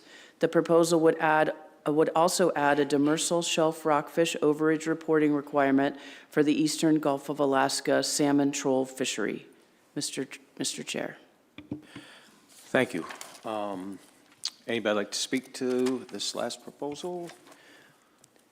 Mr. Chair, I just would like to say that we are currently working on a substitute language that will come in an RC with the Alaska Wildlife Troopers on further reflection and collaboration with the troopers. This part of this proposal has statewide implications regarding rockfish bycatch and groundfish and halibut fisheries. We will still retain the portion of it that refers to the salmon troll fishery, Mr. Chair. Thank you for that. No questions? All right. That concludes the proposals, and I will turn the chair back over to Chairman Van Dort. Mr. Zray, well done. That was got to be a record committee. Good job. Thank you for giving me the easy one. I'll remember that for next time. No, thanks. It sounds like my takeaway from this is there's some substitute language that is being crafted that people want to get some eyes on. So I'm glad that you were able to wrap this committee up when you did so that we have time this afternoon to hopefully get that substitute language completed and distributed so that we can all take a look at it and meet with each other and have conversations about our thoughts on it. Mr. Commissioner. Yeah, I just want to give just a little background there. So I met with my staff over lunch hour because I have had concerns about yellow eye rockfish in general. And one of the things we talked about is becoming a little bit more precautionary and moving forward. And one way we can do that is to reduce the TAC even further than what the precautionary TAC is that was set by the federal government. So you may see something coming forward as that substitute language that is reduced TAC. So now we're trying to just determine what that means in terms of some additional opportunity under that reduced TAC for both non-commercial and commercial uses.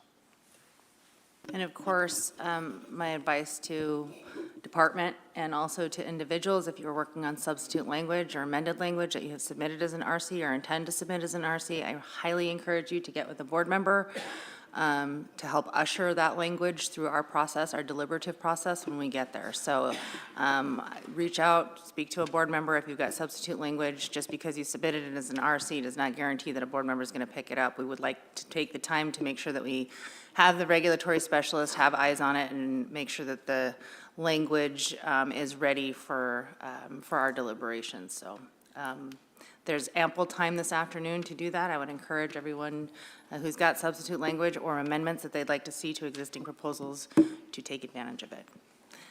All right, anything else? Any announcements?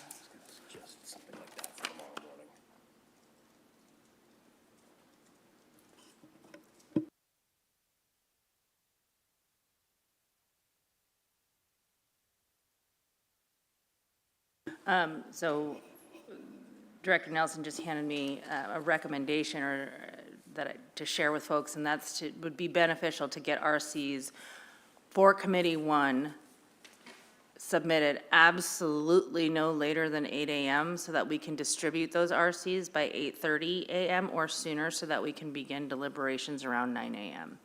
So giving a little bit of a window in there to get it through our RC distribution process so that we can all have a chance to at least read it before we start deliberating and make sure that our deliberations go smoothly. So thank you for that suggestion. I think that makes good sense. Any questions from members? All right, we'll see you tomorrow morning at 8:30 a.m. with deliberations starting around, we'll start deliberations at 9 a.m. So, but we'll be here in the room and in the building, hopefully available, and we'll get those RCs distributed so that we can read them. So we won't begin on the record until 9 a.m. with deliberations, but I encourage everybody that should be in this room, staff members, to be here by 8:30 at least. Thank you.